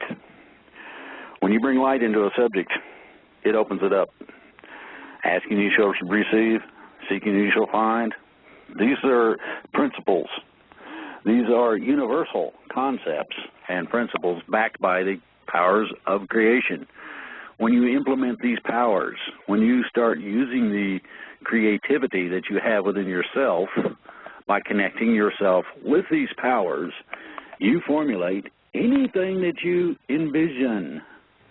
If your situation is dire and nasty, change it in your mind, get the picture, and bring that picture out. Give it all you got, and you'll see extraordinary results. The man that I taught this to started getting results in the first few days. You know, I don't know how fast it's going to work for you. I do not know the timing of things that well in individual cases, but each individual case can come out beneficial to the person acting upon it. Next question. Okay, also, this is a continuation. Also, my driver's license is up for renewal in September. Will I have to renew, or will I no longer need one? Well, that's a good question, too. Under the Constitution, nobody other than commercial people are required to have driver's licenses. Look it up. Texas Freedom School does have the information on that. Now, unless you like fighting all the time, I would suggest you go ahead and get a driver's license at the appropriate time. Whether or not things will transpire between now and then, I'm not going to say. And I'm going to leave that open because I have been requested to not say anything. Next question. Okay. My dad is a self-employed accountant, and he makes about half of his income from tax returns. If our financial system is changed as vastly as you say it may, what is going to happen to his job and his livelihood? Also, he is still oblivious as to what is really going on, and how am I able to convince him that this stuff is very real and will affect his job and his life? Well, very simply, some people don't want to listen. For whatever reason, they refuse to acknowledge truth, no matter how it's presented. Don't cast your pearls before swine. Well, that's kind of nasty towards the person it's being presented to. What you do is you talk to a person twice. The third time around is up to God or the Creator to plant the seeds of the truth and freedom and all that. In terms of accounting, we are going to have a load, and I mean a large load of people who are familiar with books in order to just understand what happened at the IRS. You want to add some fun to that, we're going to need overtime because we got also a central banking system that thoroughly sucks, and it's sucking out your goodies right out of your back pocket in case you didn't notice. So you're going to have a lot of financial things to deal with. The resetting of financial precedent, as it's called, or policy, is going to hinge on our ability to set up a thoroughly independent and thoroughly open banking system if or as it is needed. This may not necessarily be in paper money or gold or silver. This may be just commodities that people trade back and forth. Due to the fact that there may be no taxes, is not going to have an effect on the commodity trades and things of that nature where people trade a bag of beans for a shirt or whatever. It's going to be something that might be wanting to be noted and gone from there. These people will be needed to do that. Next. Question for Drake. What did not happen at the Olympics that was going to be a bad cabal event? Well, there was a couple of 3-4 nuclear devices in place that got nullified. Some of them in ways that people probably wouldn't understand, so I won't mention it. However, I can say this. There was a big load of people over there that were experts in finding that particular sort of thing. They found some of them, all but a couple, and the ones that were left doesn't seem like they work too well to me. From what I can see from here, I didn't hear about any explosions or problems so far, so I would suggest that maybe the bad guys screwed it up, missed, or somebody screwed it up for them. Who that might be, I ain't going to say. I'll let everybody just wonder about that. If you want to look into it. See if you can find out something. If you do, I want the video. We'd like to spread the word to everybody if possible. We'll put it on the website. We'll give you credit for it if you want your name on it. Go from there. Next. Okay. What are those 3 objects that are found floating around Jupiter? And what are the orange bands near the sun at this point? you're going to find that in the combination of alignment and frequency changes, extraordinary things. This does not necessarily mean that they're dangerous or bad. You're also going to find that things that were hidden are going to be revealed. Some of the things that have been hidden from us are satellites, such as our moon. Well, now we got we got moons we didn't know we had. Interesting. I don't know if that's true of the planet Earth. I don't know who's been not putting information out or what it is exactly. I got tired of playing with NASA. That's a government institution, and they can do just about anything they want. They can make things look like it's something else, the whole 9 yards. Now, you got to remember, these are rocket scientists, and these are the very finest you have in terms of video, audio, etc. If you think that you couldn't make something up with Photoshop, think about the people who wrote the program, and that's who you're dealing with at NASA. They can do anything they want according to making it look like this is this and that's that. And here you go with the false evidence appearing real. Ooh. Next question. Okay, as an American retiree living now in Mexico, I'm very concerned and interested in knowing how the plan will extend and affect Mexico. Is anyone active in Mexico whom I might contact? Now, you're going to get into a problem in Mexico for several reasons. One is that it's a wholly owned subsidiary of the drug traffickers. And I mean a combination of drug traffickers, not just one. It is a combination of illicits, and by that I mean you got everything being trafficked. Now, when things happen and the border is closed and subject to search, to seizure, etc., whatever might be being played games with, when the seas are devoid of pirate ships loaded with people, you're going to find some extraordinary changes. The people that have been held in servitude by governments, and they're the number one moneymakers, by the way. They're also the number one freedom thieves. So you put it together and you think about it. Where are the drug cartels located, and who is taking care of them? I'm going to suggest that there are varying official agencies, and these are rogue agents within these that operate according to what they think above the law. This is going to come to a screeching halt, not too near a future. The ideology of looking to drugs to escape your reality, if you could change the reality to whatever you might think would be cool, this is something that you might want to consider in terms of escapism. You don't want to escape if it is your utopia, if it's your Garden of Eden, and it's right in your front yard. I ain't going nowhere. That's everything I could ever dream of being available right there. That is only part of it. How high do you get on sunshine? Don Denver says that it may, Rocky Mountain High. Ooh, there are a load of situations that give you a better rush, a longer satisfaction, and a greater thrill than any kind of drugs ever will. Next. Okay. Several people, Drake, had spotted a key phrase was missing from our posting on your website about the original 13th Amendment. And I want everybody to know that we had received that from Sheriff Mack's organization and posted it as it was received. We did, however, thank you, listeners and members, for calling that to our attention. We did make an amendment to that so that the 13th Amendment now reads as it originally was written. There you go. As they come. Okay. Okay, Drake. Some see the coming change as doomsday, that the economy is going to collapse, that they will lose their job, they will be out of money, they will need to be given cash payments.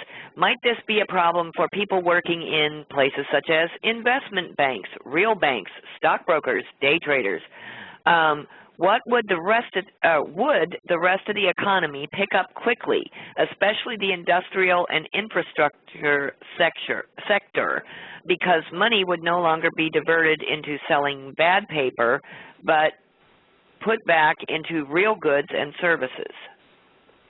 That's a pretty good synopsis, and that's absolutely correct, and that's the idea of all of the humanitarian efforts in terms of the collateral accounts, to include the St. Germain Trust. These things are designed to help all of the people, all of the places, all over the world have what they need, first of all. Secondly, to see to it that they have a better life. Whatever it takes in order to do that will be a combination of investment, and this is not, you know, you get something started with a little bit of money, and if somebody wants to invest, bingo, they can invest, or you can consider things as they used to be. Back in the day, in the earlier times, you had rich people that came along and built a bridge, and you're going to name it after me, even though it is Rockefeller. Well, the bridge may have been a good deal, and may still be, if it was gratis. These whatever richies can do this. They are, the problem they're going to have is that all of these things are going to change from the system we have now. And everybody wants to know what that is. It's not been decided yet, but it is nice from what I have seen of the plans. If you want to know what those are, you need to find out about the Eastern Alliance in terms of what they have and have implemented in terms of changes. This will give you a simple idea. On the American National Militia site, you have a posting called The History of Nasera. That is not all together everything that is being done already. It's a portion of it. Not all of it is implemented. So everybody needs to think about that. Go read that. Go think about it. Think about how that might apply and the changes that would come about from it. Next question. Okay.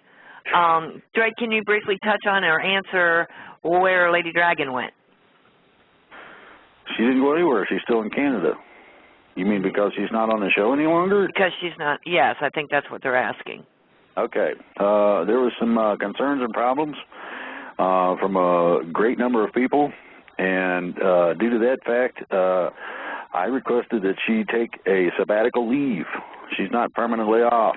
She's not out of the picture on a permanent basis unless she so chooses to be. There are some things that I have to discuss with her this coming week that will hopefully enlighten things to a point where she might even be able to participate a little bit here and there. To go along with that, the freedom elements in each country are extraordinarily important. I would like to hear more from Canada as to exactly what is going on. And without her ear and capabilities, we may not hear as much as we'd like. This is one of the things I'd like to talk to her about. It might be that there would be an interview with somebody who is setting Canada free, and that would be excellent. So there's possibilities out there, and I've got to explore those. Okay? Right, and I would like to tell everybody that we do still, on Drake's website, under links, have a link to Lady Dragon's website. If there are significant updates to her website, they will be posted there. Her website is ladydragon.com or FCM, as in Frank Charlie Mary, 2012.com, which is Free Canada Movement, 2012.com. Okay, all right, Drake, next question. After reading the Insurrection Act, I have a question about how the Insurrection Act can be applied to making arrests of criminal figures in government. If the act is applied at the discretion of the president, how can we use it as a reference for authority to effect arrests on the criminal element in the government? Well, it's very simple. You have to have one simple thing and one simple thing only. Who is acting as an insurrectionist? That which does not follow the law of the land, meaning the Constitution, basically puts that individual, especially if they're responsible for going outside the parameters of the Constitution, at the mercy of the charges of treason as an insurrectionist. The difference is that we comply with the laws because the laws are dictated to us. As this changes back to the constitutional orientation and common law, then you're going to find that there are a lot of things that such and such voted for, or somebody else sponsored as a bill, or Obamacide, or whatever, and there's a whole bunch of this, that needs to be changed. You need to be looking at who and whom were responsible for putting together the Homeland Security Act. And I will suggest that you're going to find that there are a lot of corporate lawyers involved in that one. That's called ALEC, for the people that don't know.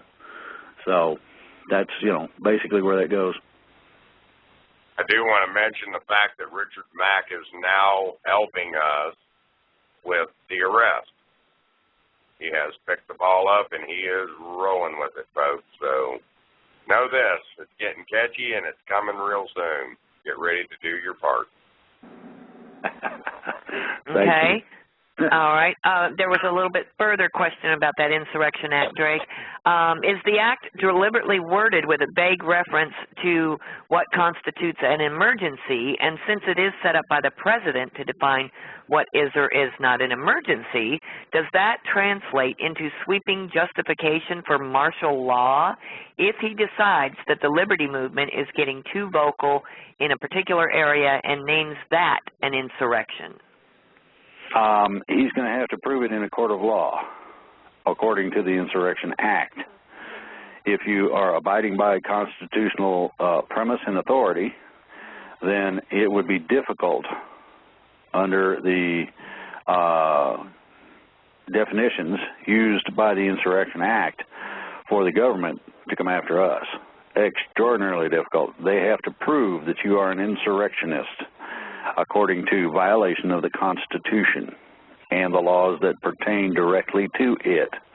Now, you have a bunch of ring around the rosy definitions to the advantage of government, and that's against what the Constitution states. Therefore, it would not be a position of the people being wrong, but that of the government if they were to step in. This is why you do not have those things happening. No matter what somebody says or thinks about it, that pretty clearly defines most everything I know in terms of what it takes to be constitutional. Article 1, Section 8 further defines limitations on what the government is allowed and not allowed to do. Whether they like it or not don't matter. Now, when you have as many people and as many military and as many others, and I'm going to say others because there's a variety of groups out there that are all going in the right direction, it's a freight train you ain't going to stop. These people's days are numbered. And whether certain people make arrests, whether certain people do this or whether certain people do that, are going to be inconsequential as the population starts saying, oh, wait a minute, that ain't right, and they're willing to do something about it. You get one person taking action, and it's going to spread. It's like free beer or something. So there you go. Okay. All right, Drake, could we have or would you consider having Lieutenant Colonel Tom Bearden as a guest to discuss free energy, HAARP, and use of electromagnetics to heal? Well, of course I would. I respect Mr. Bearden a lot more extraordinarily than he knows. I've done a lot of research into the work he does. I even offer that he has put together a lot of the scientific relevance that people have in this area. So, yeah, I would entertain it. Okay, I will ask my staff of helpers to look into making contact with Lieutenant Colonel Tom Bearden. Okay. All right, Drake, do you see the Republican convention being canceled once the big announcement is made in Tampa, and thus the general election in November also? Anything's possible. Nobody knows absolutely what the future is until you get there. So what you got to remember is that it's not written in stone, but there's a possibility of just about anything. So I'm not going to say yay, and I ain't going to say no. Okay. Just let it ride. Drake, is HAARP possibly targeting Iran nuclear reactors with earthquakes? Haven't the good guys taken back control of HAARP yet? No, they haven't taken control of HAARP yet. It'd be nice if they had. That hasn't quite happened. It's coming, but it's not here yet. So is it HAARP or is it an earthquake machine? Now, both can create earthquakes. Both can create artificial problems in the atmosphere. You know, take your pick. Mm-hmm. Okay. All right. Drake, you say the military is out to protect us. Then why is Homeland Security, they say, this is a joke, I guess, Homeland Insecurity, stopping people and taking their guns away with the military in Arizona, California, and Texas? Who ordered these troop movements? I simply don't believe that they are out to protect us. Some of them ain't. Now, if Rick finds out about them taking guns, I think they're going to have some problems. What do you think, Rick? Well, I'm going to say that that's just pure BS. I'm sure I would have been notified by now if such actions were going on, especially here in my state. Folks, we got a pretty good militia built up, and they're basically all over Texas. Now, I would like to see that information. Of course, I will check on it, but it's very unlikely things are going on like this. The militia would definitely be on top of that. Okay. All right. Many are concerned about Dutch Sense on YouTube's article about the explosive power of 1.5 million barrels of liquid butane near a sinkhole in Louisiana, and that it is approximately the power of 100 Hiroshima atomic bombs. Is there any danger of that, and would it all go at once in a big pulse, or would it be more spread out? Do you have any information on this situation? From my understanding, things are supposed to be being attended to. People don't believe in ETs, well, that's fine. How about angels? You believe in them? Well, you don't believe in them? I don't know what to tell you. According to what my information stipulates is that all of the natural disasters that you're looking at, and I mean each and every last one of them, is being addressed as can be by the ETs, angels, whatever you want to call those, spiritual beings. These spiritual beings may contact an individual and say, we need you to dump a load of concrete over here, or something of that nature, in order to mitigate a problem. It could be that somebody will get the bright idea that if they took and put a pipe in there and hooked it up to the city gas company, that the gas company might be able to lower its rates considerably if it's got all that free gas.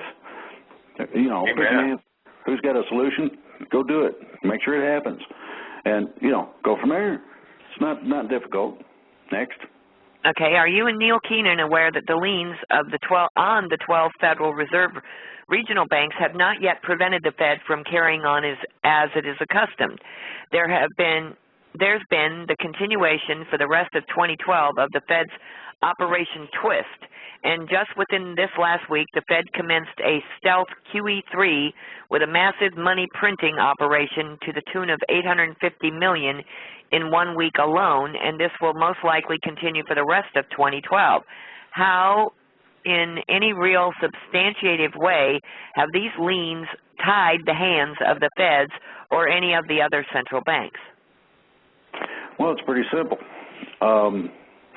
They can print all the monopoly money they want. And that was part of the intent. If you destroy the money, then you also put all the people in a position where they got to have somebody take care of them. Now, very simply, these people are no longer authorized, okay, now by the charters of the banks themselves to print any money. Whether they like it or not doesn't make me no difference. Whether they want to dispute that or not, it's not my problem. I'm not directly involved in the legalistics. However, the problem is this. They do not have the collateral basis whereby they can print money. Okay, when you don't have the collateral basis, then you're making something up. And you're counterfeiting, right? I've stipulated this on posts and other things. And that is that accounts are directly tied to the charters of the banks, in that they are limited in what they can do. And the good part, a lot of countries outside of the G8, G7, whatever's left of it now, who will not honor this newly printed money because it's bogus. Just that simple. It is a counterfeited operation by our government. So you need to bear this in mind. Oh, they can shoot, trainloads of money. You're at the printing press. Go for it. Yeah, we'll just look like everything's normal. Well, the problem is this is called arrogance. This is called superiority. This is called inbreeding fear and negating someone's truth. Well, the truth of the matter is that they're going to have just that much more serious problems, because whomever was involved in authorizing it is now double guilty. So there you go. Okay. All right, Drake, you say ethanol is not good for our cars. Why is that, and what is the hidden agenda behind ethanol? Ethanol has a tendency to dissolve each and every last known gasket, and I mean everything known to man in terms of gasketing. I don't care what the substance is. You can use stuff from NASA that can survive going into outer space, and alcohol has a tendency to dissolve anything, just about, given it enough time, other than steel. Now, it etches steel, so that'll give you an idea of how powerful alcohol is. Now, ethanol added to your fuel does two things. It lowers the power of the gasoline, so you don't get as good a mileage. Now, I want you to think about that. But it's a government program. It also uses up a whole load of what could be considered food. Now, this is not very good quality corn, and I don't know if anybody has ever found feed corn growing in a field and tried to eat it. But it's just about like chunking up the bottom of shoes and trying to eat that, only it's not quite as chewy. And it certainly doesn't taste like corn. It tastes like almost nothing. Now, they're using this real low-quality stuff because they have basically raped the planet to a point where the corn, the good stuff, has a tendency not to be willing to even grow in most of the conditions that we find the fields in. This is why a lot of the stuff that you eat, if it's not grown specifically by you, is not good for you. And I'm not talking about the GMO stuff. I'm talking about the stuff that is normal, regular, supposedly good stuff. The reason I'm saying this is that they are using human waste products that have been dried as fertilizer. Ew. That wastewater, the gray water, as they call it. I mean, think about what's in your cornflakes, and that might just, might not want to eat cornflakes anymore. It's up to you, but I stay away from that stuff just for that reason. I stay away from it, all of that sort of thing, as much as possible. So there you go. Okay. Let me see. Next question. Oh, and we are quickly running out of time, Drake. I wanted to ask you and Minuteman if we might take calls after the end of the program. Yet again, we just got lots of questions, so ask if you could stay for a few minutes. Okay. If the liens are going to take out the Federal Reserve, why then the audit from Ron Paul? Well, if you take a look at the bill and you bother to read the thing, it stipulates in there that without written permission, you're not auditing anybody that doesn't give permission.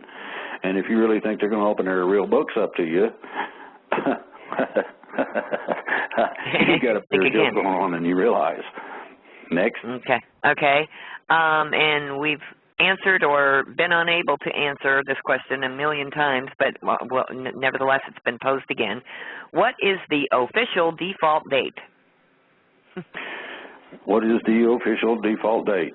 I'm not going to give that. Just because somebody doesn't read the liens is not my problem. Now, there's a time preference in there.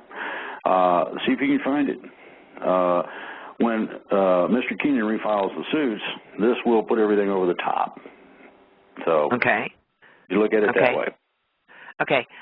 Drake, do you have any information on the oil tanker colliding with a U.S. Navy destroyer near the Strait of Hormuz? Was this a sign of aggression or attack? Yes and no, both at the same time. You got to understand that most of the stuff that goes on that's fun and games leads to something else, or is a part of something else. Now, somebody has been threatening to close the Straits of Hormuz for a while. I will suggest this is all theatrics. I'll suggest this is all put on. It's a real hole in the hull. It's not a faked collision that happened, but who told them to do that? Now, I hate to tell everybody, but the United States Navy is not stupid. They don't have a tendency to run over solid objects with their boats. It has a tendency to sink them. And the people that are in charge of the boat have a tendency to be held responsible for the cost in some ways. So therefore, I'm going to suggest that it's a bogus fun and games kind of thing. And it can be perpetrated by any side you want. It's sort of like Israel and Iran are supposed to be at odds. Well, it's kind of funny that they're trading partners on a oil platform if they're such bad enemies. I mean, you wouldn't be a partner with somebody that's your enemy, but they are. So I'm not so sure about the whole situation. I think it's all bogus. And the part of the information that I've received that was not verified but comes from a fairly reliable source stipulates that the only reason that they're playing games over there is to keep the oil price up. So you pay more at the pump, and they can get more of your money, and they can suck your pocket dry. Go from there. Okay. Drake, can you comment, or do you have any information about Mr. James Thomas at a website called noticerecipient.com, who holds the office of the Postmaster General and the Global Trust? Yeah, it's pretty simple. You cannot assume an office. I don't care who you think you are. It don't work that way. You have to be put into that office, and you have to be put into that office when it regards trust accounts or collateral accounts by those who are in charge and have legal authority to do so. In this particular case, this has not been done. And secondly, the Postmaster General is not self-appointed. There are a bunch of other Postmaster Generals in other countries who decide who the Postmaster General in any given country is going to be, period. This man was not part of that, so therefore I'm going to suggest that this whole thing is bogus. Okay. All right. Okay, here's a toughie, Drake. This is from Melissa in Las Vegas. You sound an awful lot like a government psyop, and your predictions actually sound remarkably optimistic and unrealistic considering the military and the government we have known throughout history. Since you keep your identity guarded for your safety and the safety of others, I personally cannot get any information on your background. How do I know that you're not a PSYOP agent, Drake, or being used by the cabal without your knowledge, to present information to cause people not to worry about the real agenda? Well, first of all, we'll go at this by running it backwards. What is the real agenda? And what exactly has been stated? They say this and they say that, and I'll be telling you, you need to be free. And I'm teaching you how, and I'm posting the documents necessary for you to acquire that freedom. Those people are trying to keep your Gestapo boot on your neck and control you and keep you under that control as a slave. The military follows orders only to a certain extent. If those orders are pretty much concluded that they are not something that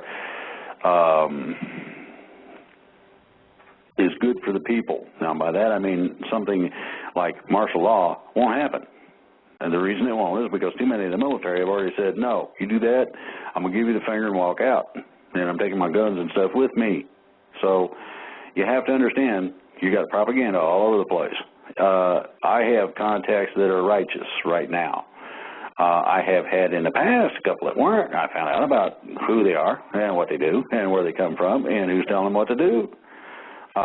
I've had to really go through some stuff to be able to get to the point where I am directly in contact with those entities that are bringing about our freedom. So, yeah, I probably or could have been tricked a few times. Some of the dates didn't coincide because they were falsies and presented by some of the people that I thought I could trust and found out I couldn't. Well, no big deal. That happens to everybody. It takes an extraordinary amount of time. Now, it might be easy, they think, to be easy pickings in terms of an off-the-cuff type of show, Q&A, that sort of thing. Problem now is that I can check and find out who is who, what's what, whether or not it's good and bad, and what the information's value is. So, you ain't going to have any more problems. You'll notice that the things that have been happening on the website and on this show lately are extraordinarily right on. So, go from there. Okay, and then also they indicated that you are keeping your identity guarded. You might want to touch on that for a minute, Drake. Well, I don't think that gunfights are too much fun, so I put myself in a position where it's going to be difficult for somebody to find me. Now, I will make a caution. If you decide to really get frisky and you really want to get into it and you find my military records some kind of a way, good luck on that. But if you find them, you will be warned not to enter certain places where some of it is. And if you go in there, you're talking about having problems with your computer. It's set up automatically to defend itself. And I would suggest you don't go there. So that leaves my military record out. Some of the things that I've talked about in terms of my personal experiences through life are so highly classified, I doubt that there are very many people that can access it at all. And you have to do so on a personal basis. You can't do it online. You can't make a phone call. You got to go there personally, and you have to have a need to know some of the stuff that was involved in it. So unless you meet the requirements, you're not going to find out. And I'm not going to tell you it. Okay. All right. Let's see. Is the people in military, okay, let me see, hold on just a minute. Okay. Is the peoples in military have problems to accept that reality, matrix red pill, that most of humans around us do not believe? That question doesn't make sense. It has to do with the matrix red pill. Yeah, I know. But the question doesn't make sense. I understand what the question is. Okay. There's a lot of people that are out there who say no. Now, sorry, but mom, knowing her kid gets hurt 2 blocks away, can't see, can't tell, can't smell, can't taste, can't hear it, but knows it happens anyway, sort of puts all of the naysaying in the trick bag. And I don't know of a mother yet that does not know when their child is in distress of some sort. I know this to this day. My kids have long since grown up and they out of the house. So, what premise things are based on is what you have to look at in terms of a reality. Because we base reality on what you can physically interact with, your mind is a bit closed. Everybody's is. You have to slowly open your mind to a point where you understand that there is more to things than what we consider our existence, our physical existence. When you get past that, at that point, then a lot of things become clear to you. There you go. Okay. Drake, is there anywhere we can go to verify that the military has been recalled? I check tee times at the golf clubs, and I'm serious. A lot of these people play golf. I'll tell you, check the tee times. You find out the rank of the people that are, making reservations, and go from there. Okay. Will the Georgia Stone Monument in Georgia, I guess they're talking about the Georgia Guidestones, which has the 10 Commandments and the Cabal has put up, be taken down? Well, I was thinking that we might plant explosives all around the thing and let Terry Hinkle light the fuse. I think she would enjoy that. Oh, yeah, definitely. Okay. Is there technology that will provide fresh, clean, energized water from the oceans for drinking and agricultural for everyone around the world? There are technologies that will help the situations we have as well as provide some relief in other ways. I'm not going to go into the specifics. That would take too much time. Okay, Drake, have you heard that a major earth-shaking ET-related event is expected to happen during the month of October, thus opening the door for mass consciousness, mind, reality change, and the ultimate freedom as a result of this mass disclosure? Well, of course I hear about such things. I mean, most people who keep their ear to the ground is going to hear something along those lines. I want everybody to take note that all of these extraordinary things, whether they're true or not, all happened before we get to 2012. And I'm talking about December. You mean 2013, right? No, I'm talking about the end of this year. Oh, okay. These things supposedly are going to happen before such and such. This is going to be terribly adverse. The planet's going to be destroyed and we're all going to die. Well, whoopity-doo. First. Second, my second reaction is this. Yeah, I've heard predictions to that effect. What the validity of them is, I have no idea. We'll just have to wait and see. Okay. Drake, there are 800 U.S. military bases around the world. Will most of these bases be closed down and our military people be brought home for good? Will there be some kind of international group to maintain peace around the world, or will that be up to each individual country? It's going to be a combination of all the above. Some bases that overlap their coverage, I would imagine, would be closed on a military basis alone. If you add to that where the military becomes a giant job corps, so to speak, you're going to find a reorientation. Now, according to the Constitution, we're not allowed to have a standing army. So therefore, they got to either go to the Marine Corps or the Navy. And the Air Force probably will be limited in what they're allowed to and permitted to do.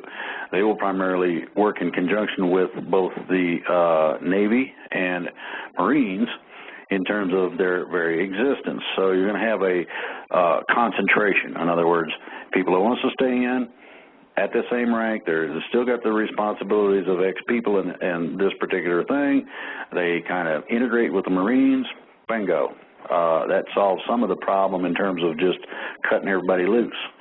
Now, you got to remember, during these times, we're going through extraordinary changes in society, in the world itself, and in ourselves. So there's going to be changes that are extraordinary in all of those areas. That's it. Okay. All right. My question is, let's see, will the IRS tax liens become invalid soon, and does this have to do with the filings of the lawsuit and liens by Neil Keenan? Things that are in process will be put on hold until such time as they're decided how to handle them. When the basic structure of the finance system changes, it may be that a lot of this stuff will just vanish. So, my understanding is that the IRS will be closed, that the federal government will be decimated pretty thoroughly. Primarily, you don't need it. A lot of the states' governments will not be needed, and this all depends on whether or not people understand their freedom and listen to what's offered in terms of the understanding of that. There'll be a combination of video presentation where you see a lecture or something for a half hour or so. There'll also be papers to be filled out, etc. So it's a combination. Okay. I think we have time for one or two more questions, and so that we'll have time for closing statements, and then we will take calls after we go off air. Will the laws be passed in the future by a two-party system like we have now, or will the people pass laws and a one-party government to implement the laws into our own legal system? Will the people be able to challenge the laws? Well, of course, we're going to redo the system. We're going to have to put a lot of simplistic things out. Number one, it don't exist anymore past X point. In other words, you draw a limitation and you say, you can't do that. Anything past that, you get the eraser out, you can burn the books however you want to do it. The people, you're not going to have a singular party because people do not believe the same ways. What you're going to have is a singular vote in terms of you have this, yes or no. And if it's put to you constitutionally, I would suggest people accept that because that is predicated on freedom. Outside of that, you don't find as much freedom. And we have to do away with all the things that are adverse to our existence. So there you go. Okay. I would like to ask at this time if, for our listeners, if Minuteman has any closing remarks he would like to make. and we will take questions after the program goes off the air that will be available in the archives. But Minuteman, did you have a closing statement? We have about 2.5 minutes for you to make one. Well, it won't take 2.5 minutes. Pretty simple, folks. Free your mind. Don't succumb to the chain of fear. Think freedom, folks. That's simple. Thank you, Rick. Okay, and Drake? Yeah, I will suggest that you do two things. Go ahead to the archives, re-listen to the first part of the show where the presentation was made, and take notes. When there is something in there that is suggested that you take an action on, go ahead and do it. It's not going to be that expensive. And it is extraordinary what you'll learn from it. And my other part of it is get her done. Okay. I do have one more quick question, but I don't know that we'll have time to address it. And it was a pretty lengthy question. About the 14th Amendment, the Titles of Nobility Act and the 14th Amendment, how and what do we do to get out of the matrix? Well, first of all, get rid of the 14th Amendment and anything that deals or acts like it does or smells that way. The 13th Amendment helps with that process, and I would like to include that. Okay. And then a question to both Rick and Minuteman was, are either of you Jesuits? Rick and Minuteman are the same person. I mean Drake and Minuteman, I'm sorry. No. No. I no hold and no. No religious faith. None. Oh, okay. It's my opinion that religion itself causes a lot of damage. It's part of the slavery that exists in human minds. I have faith, and that is a whole lot different than religion. Okay. I would like to remind, in closing, I would like to remind all of our listeners that tomorrow evening we will have a special presentation on Blog Talk Radio on Global Voice 2012. It will be Alfred Weber III and Drake, and our topic is, are you on a positive or catastrophic timeline? This should be a very informative and a really good program. And then the following week on the 21st, Drake will be appearing on Alfred's Exopolitics television program. So I want to thank everybody for coming. We will see you again on our next program on Wednesday, midweek, unless something else, well, we'll see you on tomorrow night also, but unless something else comes up in the meantime. And I want to thank all of our listeners. I don't know, Grammy, are you there? Did you want to make a closing statement? Okay, I think Grammy may have had to part for the end of the program. But anyway, I want to thank Grammy for being with us as well, too. And with that, we're going to sign off, and I would ask our callers to go ahead and hold, and we will take your calls on after the end of the program. Thank you so much, and bless everyone. Okay, I want to thank everybody for continuing on, and I apologize to our callers for not being able to get you on the air. We had a lot of ground to cover today, and I appreciate your patience. And welcome back, Drake. Welcome back, Minuteman. Grammy J wasn't feeling well and had to go lay down, and I want to let her know that we all hope she feels better, and we'll hear from her when she is feeling better. Yes, we love her, Grammy J. We want her to feel better, that's for sure. Absolutely, absolutely. Okay. I also want to let everybody know that the simulcast is still active on Global Voice radio.net, and it is continuing over there, and you can listen to the program there as well. So let's see. We have, let's see, our first caller is Jack from Ohio. Jack, you are live. Yeah, hi. Hi, Jack. I'd like to, yeah, I'm here. Go ahead. I'm here. I hear you, Jack. Go ahead. Okay, good. I'd like to know if Tony Blair is clean or dirty. Tony who? Tony Blair. Tony Blair. Dirty. Tony Blair? Yeah. Dirty. What I thought. Was that your only question, Jack? Well, when are they going to tackle the IRS? That's a good question. When probably shortly after the lawsuits are filed. Good. Okay. Right, that's it. Thank you very much, Jack. Thank you for your patience. Okay, and I will ask again, once we've answered your question, if you will please press the number 1 to lower your hand so that I don't pick up on the same calls over and over again. Okay, let's see. Our next one is Jennifer from Salt Lake. Jennifer, you're live. Hi, Drake, Minuteman. I just want to thank you for all that you're doing.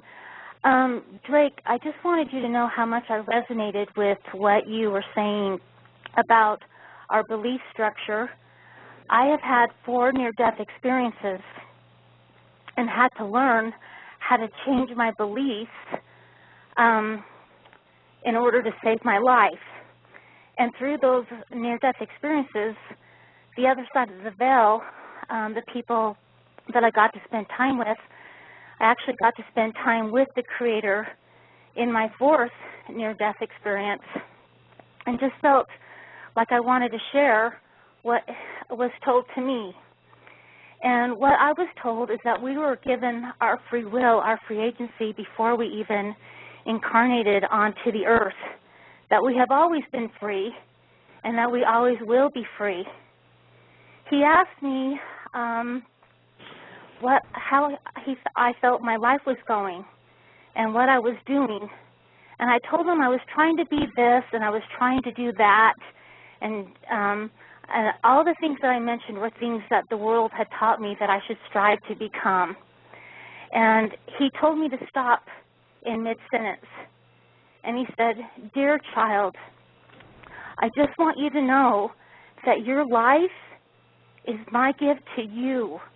And I want you to go back and make of it what you will. I want you to be happy. I want you to find joy. And I want you to know that I love you, and I always will, and that there's nothing that you could do or say that could ever separate us, for we are one." And I just thought I could share that and maybe help that be an inspiration to everyone out there, that we are so loved by our Creator, and if we could see the majesty and the magnificence of who we really are, we wouldn't ever go into fear. We would know our power and we would know our divinity without any doubt. So I thought I would share that with you today. Thank you. That, to me, sums up a whole bunch of the things that a lot of people have been trying to say.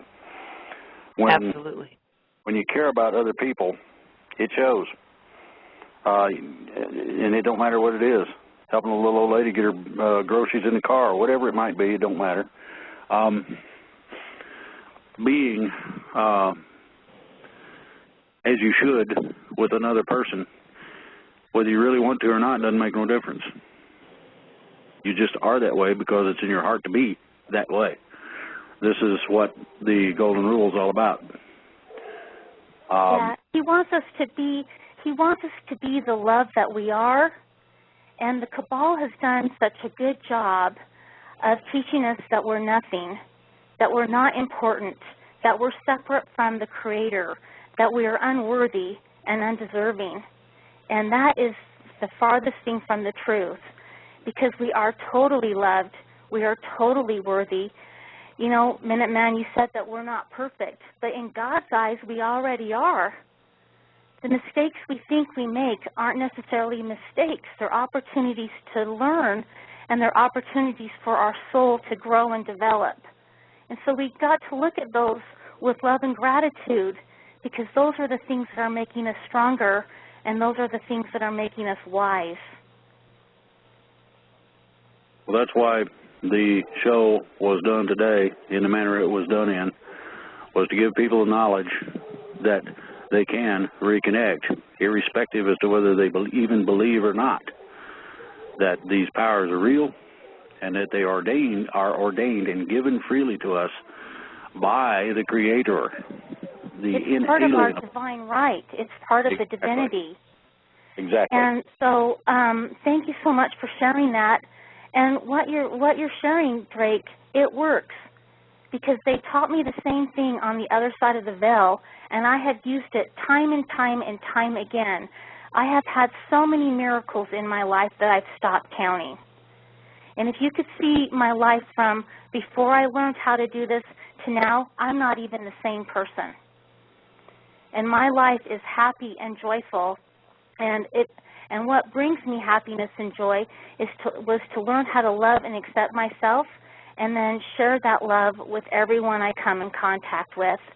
And I feel that what you guys are trying to do is to help us remember who we really are and to reactivate that love that we've been told isn't in there, but it is. So thank you again. You're welcome. Thank you very much, Jennifer. Have a good day. Thank you so much. Bye-bye. That was a very nice caller. Okay, we have Kari from California. Kari, you're live. Hi, everybody. I hope Grandma J feels better. I'll be saying a prayer for her. Okay. I guess that lady just really summed up everything. So what I was going to say just would pale in comparison. Just a quick question. Rick, I emailed you a few days ago to talk to you. Can you please call me? Yeah, put your number back in an email and send it to me. I've been having some trouble with my email, girl. Okay, I'll give it to Denise, and then if she sends it to you, would you please call me? Yes, ma'am. I promise you I will. I will do that, and I will title it "Message from Kari in California." Okay.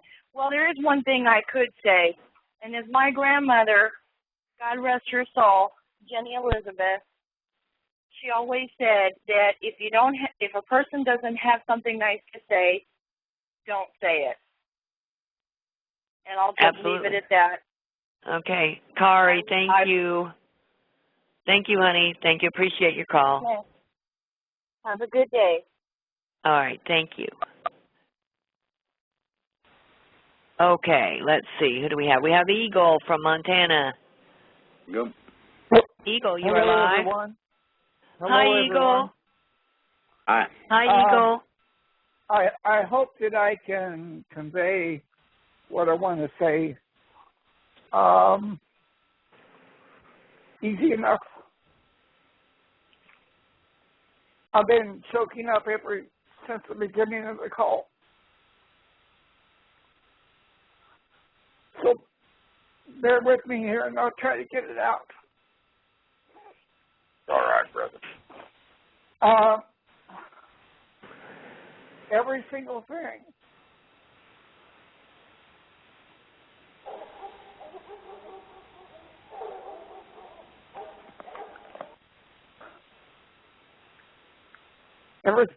thing that has been said on the call, I have resonated with. We're happy to have you with us, Eagle. Yes, sir. All right. 1,000,000,000%. Eagle, this is a very special time, and we are all very, very humbled and honored to have such wonderful people that are coming together across this planet, across the globe, together. And you have always been, a big part of, and you have always participated, and we are happy to have you with us. That's the start.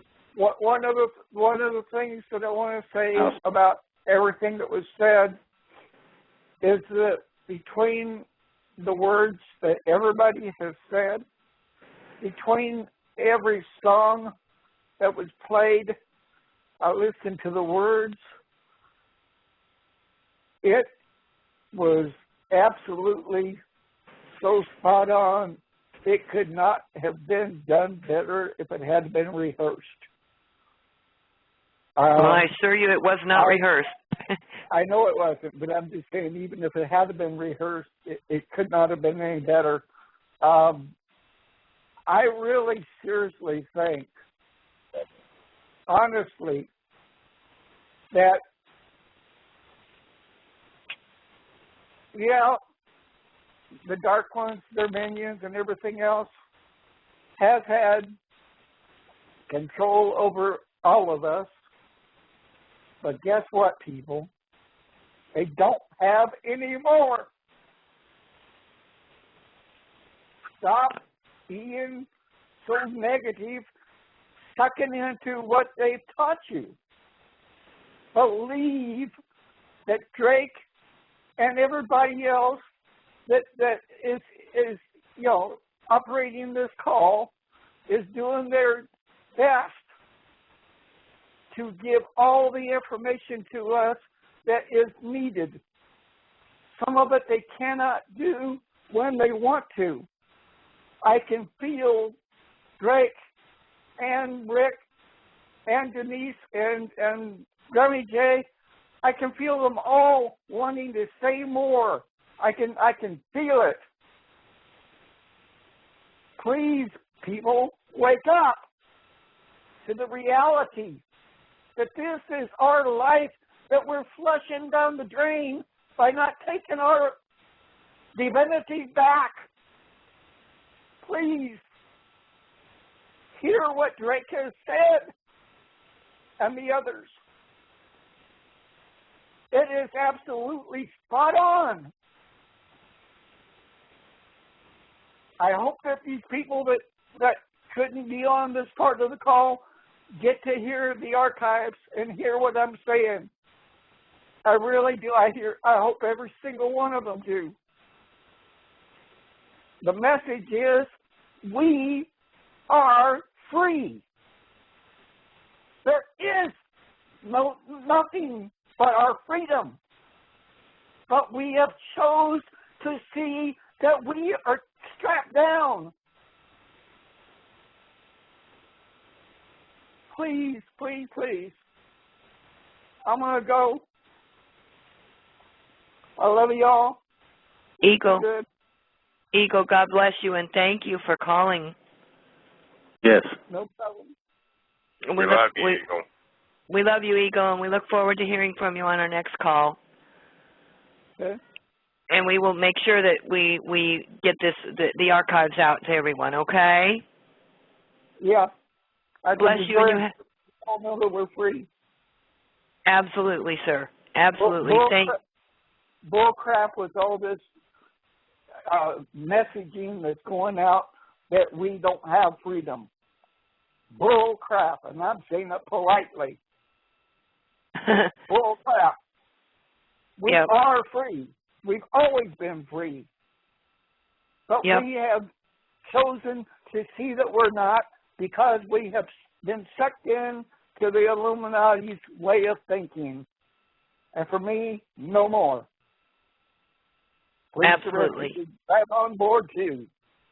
I want Thank all of you, brother. Not just a few. Eagle, you pass them candles out, my friend. I got mine lit, and I got it stuck up where everybody can see it. I don't give a damn. Thank you, Eagle. Yep. One day we're all going to meet. We're all going to meet in person. You take care now, Eagle, and thank you very much. You're welcome. You too. Bye-bye now. Okay, we have Cheryl from Houston. Cheryl, you're live. Hi, Miss Denise. I want to thank you. You are such a lovely and gracious hostess of this website, and your compassion is just so appreciated. And I wanted to ask Drake and Minuteman if, when things change, will Jag maybe be able to reverse Lieutenant Colonel Terry Lakin's good standing as being a wonderful person and reverse the fact that he's lost all of his benefits over what he thought was a legitimate argument. I just am so sorry for that man that he gave his whole life and they just stripped it from him. Well, yeah, everything that has been done improperly will be rectified. The standing of the people that have been shunned and put out of the system, they can be reintegrated. That's why the old school was called back up, the people who have retired, to help put this straight. So there you go. I just hope so. It's just so unfair what that man was put through for defending what he believed in, and you know, the ability to so-called question illegal orders and so forth and so on is just a shame. Yep. So thank you so much. Love you guys. Thank you for calling, Cheryl. Thank you very much. Thank you, Cheryl. Okay, we have Randy. Randy, are you still with us? Yeah, I got you, Denise. I'm over here pacing, walking down here. No, I was just listening. First, I'd like to say this is Randy, Jedi One, whatever you want to call me here. And Drake, I'm riding right wing with you, buddy. There's no question about that. This is a general quarters call, folks. This is no drill. Get your socks pulled out of your shoes and put your pants legs in. This is no drill. And all this I've heard tonight, or today, whatever it is, I research all day long. Read these videos, read articles, because I have to have dots. I've got to connect those dots for me to get meat on the bones enough for me to step up like I'm doing now, because when I get in, I'm in to win. I don't go in anything halfway. See, my language is even getting better. But what my objective here is very simple. Very simple. From the dots I've connected, there's enough here to tell me that this crazy crackpot stuff, the stuff I used to throw rocks at people literally, or laughing at the guy over in the corner at the swimming pool at the beach, you know, doing the kumbaya in a lotus position, those were pioneers. They were brave enough to step up and follow tax their little star on someone else's thought, and that thought harmonized with them. My hat's off to them. Kudos to them. Those people like David and William Henry, David Wilcox, William Henry, and all of those people, David Icke, they're resonating their own individual truth. And if any part of what you hear, if you happen to get down this rabbit hole, if you stay this long, you're a candidate to be a galactic warrior. I'm not kidding you. That sounds like crazy talk. I'm oil field trash. For me to go to a platform out there and start talking about we're going to spiritual beings here and we're going to resonate out of here, can you imagine how that fit in? Not very well. But it is so real that I can't even tell you. When I hear Minuteman, good God, that moves me. Now let me share something with you. Don't worry about the mule, Daddy used to always say, just load the wagon. You don't have to know how it happens 15 universes away from here, how atoms smash and whatever happens, just load the wagon. And right now, all this stuff that's going on out there, it means something to us here in this third dimension. But Johnny, get your gun, grab the AK. There's another way, folks, and it's the only way to win. And myself, as being a trained warrior, I look for the facts. When someone's running away from something, stand still. They're just doing it because someone told them to do it, but the real deal, we knew inside. And one of the things that I do is I trust people. I pick up the resonance that I get from them. We were taught that when I was in the service, branch of it anyway. And I'll remember when I was just sitting on this phone right here, putting all this together, because people, it's hard for them to grasp remote viewing. It's hard for people to grasp remote influence. And I went back in time through my own little journey. And I remember when I went to, after boot camp, to this other little special boot camp they had, and they had us all go into a room after we'd made friends. About 6 of us, seemed like they wanted just 6. That's another number. But went into a big room. It had one door in it, good-sized room. And then they said, go through that other door, little speaker. So we went to the other door, smaller room. Same group of people went in there, hung in there a while, got to know each other. Didn't even know each other, really. Go in the other room. There's another little door. The room kept getting smaller. This went on about 4 times until we're cramped into this little room. And then an announcement, come on over. Y'all are going to be here for 18 hours. Oh, excuse me. So, 18 hours with someone I don't even know. As time went by, we got to know each other real well. And by the time it was over, whoever over in the corner didn't even have to say anything. We knew he's fixing to pee in his pants. You know, we got real close. We got so close we didn't even know it, but subtly they connected us. We became bonded at the hip. And here I go. Hope I don't shift here. Who knows what that means.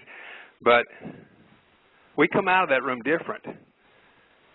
Later, they put the same group back in a room, and we just sat there. And we knew each other. We almost knew each other's thoughts. Why do I say this? It's don't worry about the mule, just load the wagon. This can be changed. And there is methodic. What I needed was I wanted a manual on how they're doing this remote viewing. I wanted a manual on how they're doing this remote influence and all this stuff so that you could teach a woodchuck. And I've got that thing going on in my heart right now. Let me tell you something about that. My research has told me this. It's not very hard. I said, I started believing that this stuff is happening, these synchronistic events popping in my, Drake didn't pop into my life by accident. Did y'all hear that? He came into my life. I have a show. My second show. I didn't know how to run the board, Denise. You might have been on there. I don't remember. But I'm checking to see if anyone can call in. Third caller was Drake. And I just happened to say on our pre-log deal there, whatever, on the right side of the screen, on Blog Talk, that we're simply going to talk about Drake. And here they come. On my second show. I didn't know how to run a panel. There's Drake. I said, well, hello. And your board went nuts. And the board went nuts. And I bonded with this spirit named Drake. You know, to he and I, it's probably funny when someone says, you're afraid to give up your location. That man's not afraid to give up his location, crying out loud. He's got so many people flying right wing on him, there's a cloak around him. But I'm telling you, I'm flying right wing right now over him. Literally. Now. Don't tell everything you know. Huh? Tell everything you know. That brings up something else that I'm going to talk to him about, whether the timing's right for this little piece of the puzzle here. I hate it when I know something and can't tell you, but this is real serious. It has to do with carbon. But in 666. But the thing that we've got here, let me get back on point, get in the zone. Yeah, because, Randy, we do have other callers waiting, honey. I'll be very, very quick. This is very important. It's very simple, folks. That feeling that Minuteman had, the feeling I've got now, have you ever had that feeling in your chest to where you say something or something like the gentleman from Montana said, it got into my chest. You can feel it in your chest. When your chest and your mind are in sync, there is the language that manifesting is done. Right there. The simple thing of putting it in, let's call it the imagination. Children are there. Will children make this shift? You bet they will, because they're in it right now, the imagination zone. And the only thing that can stop that imagination becoming reality is a fact, is this, doubt. So if you want to be a galactic warrior, if you want things to change today, simply take that thought, put it in your imagination till, like Drake was saying, till you can taste it, till you're actually living it today. I do it daily. Daily. That's about all I want to say at this point, but you're here for a reason. Something brought us here. We're chosen people. Those songs that we heard were our songs if you're of our generation. If you're not, have you ever noticed some of the kids are listening to Brick House with Led Zeppelin? You know, I mean, why? It's because of the message in there. We're chosen. We got here, most of us, because we was chasing a dream. And still is a dream. I do still believe that currency realignment is going to come about, and we're going to prosper greatly. But that's, to me, not the reason we're here. We're here because we're the type of people that are susceptible and open-minded to the exotic. And if what you just heard, any of that resonates, you're the person that's needed to make this thing change. The change comes within each one of us. When this shift happens, which I know that it will, that's meats and bones stuff. That's, you can look over at William Henry stuff. He will show you, and Greg Braden on his things, show you that these things are documented, that there's going to be a shift. Here's my personal truth on the shift. It's going to happen and we'll never know it. We will never know it. One day will change. It may be that at that point we will be able to hear like the dogs hear. We'll be able to see like the eagles see, but we will not know it because it will become mainstream. It will be the way it is. There will be two in the field and only one will come out. Remember that biblically? Well, they're still there. One of them can't see the other two. Where'd they go? That one was not prepared and literally was not his spiritual alignment, his resonating devices inside of us were not fine-tuned to be able to pick up this new, to be able to recognize that it has shifted, that every single thought that you have after that shift will create that reality that you want. If you do not want the hate, all that business going on, it's not even going to be there. The only way that it will be there is if you choose for it to be there, period. That's the way that that will go. So a man thinketh, so shall he receive. These things are coming down. And let me tell you something else. We are chosen because our lifetime, no matter if anything else happens, we're here on December 21st.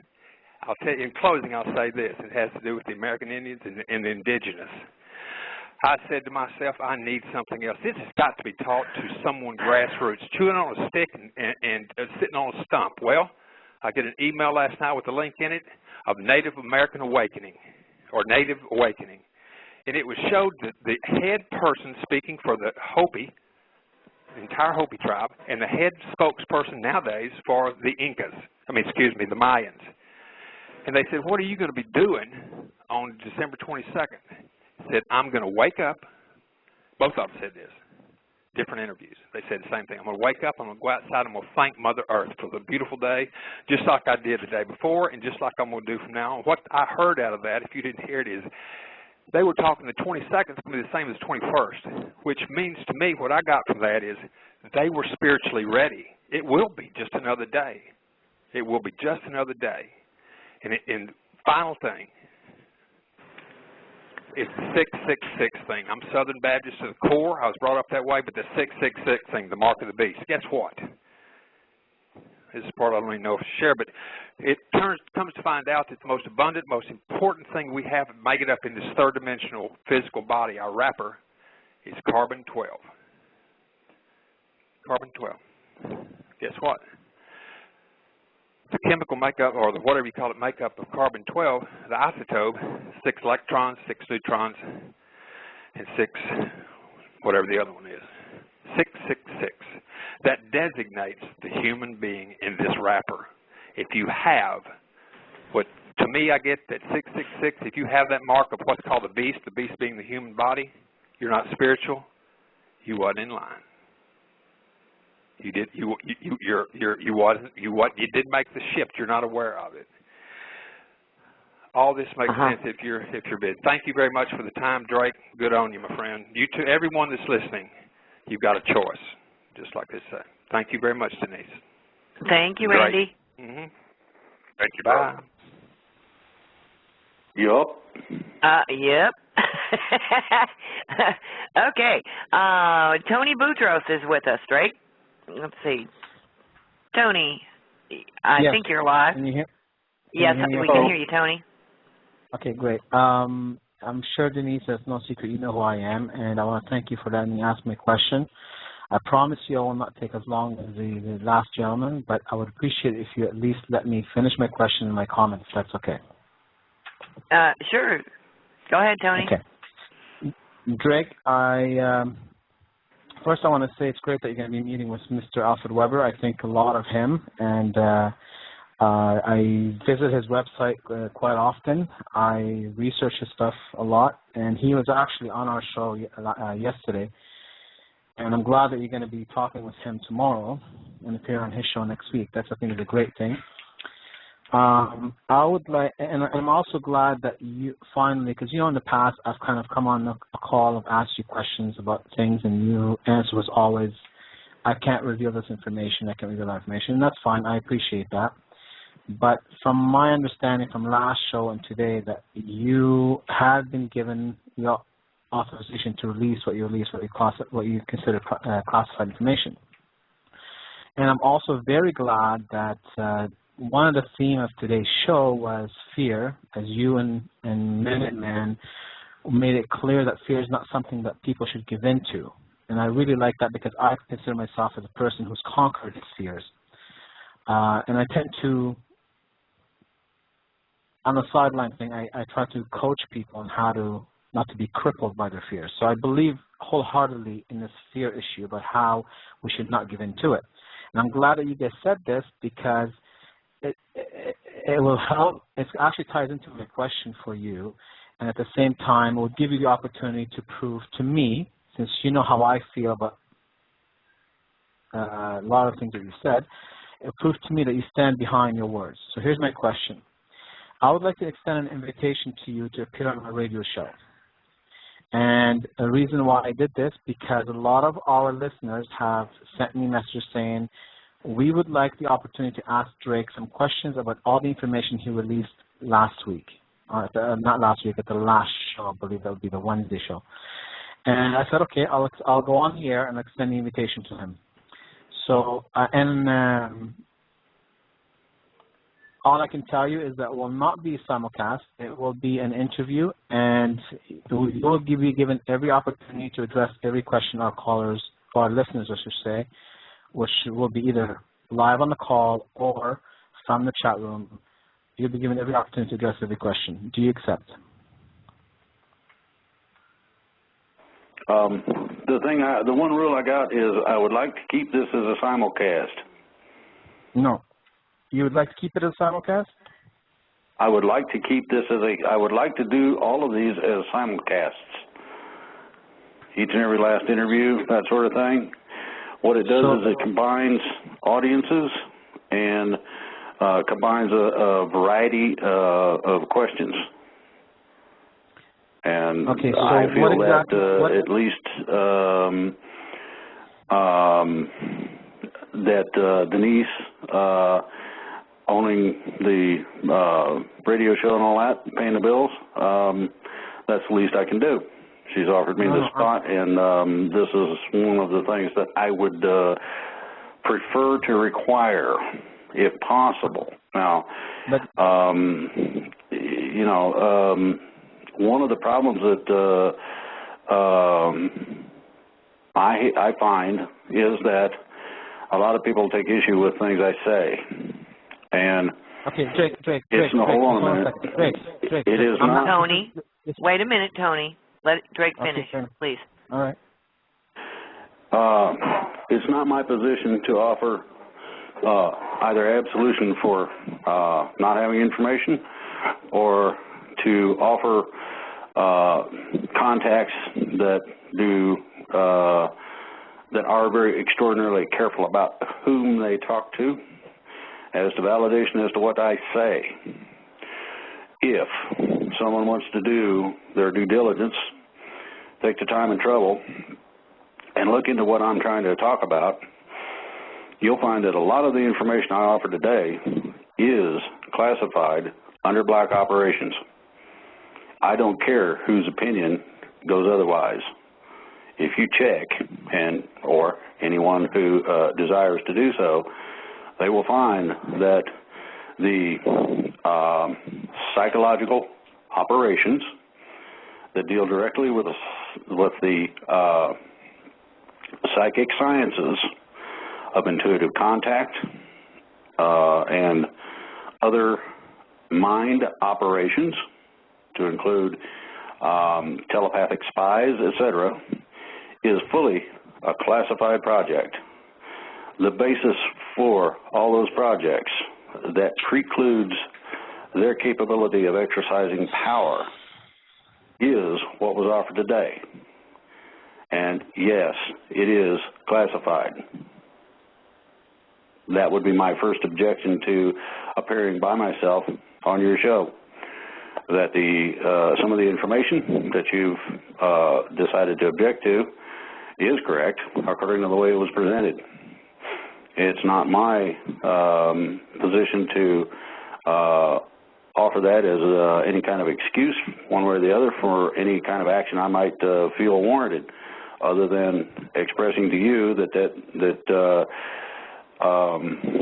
offering objection without having the knowledge makes you and or your show questionable to me.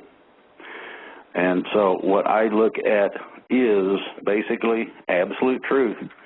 Whether anybody likes it or not, it's not my problem. Whether somebody has the capability to understand what I say, I try to offer things so that anyone can who listens.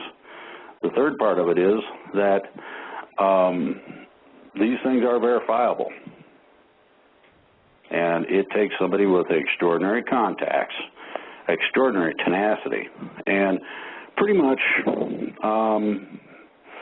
several years of experience in terms of contacts in order to ferret out what is and is not real as presented.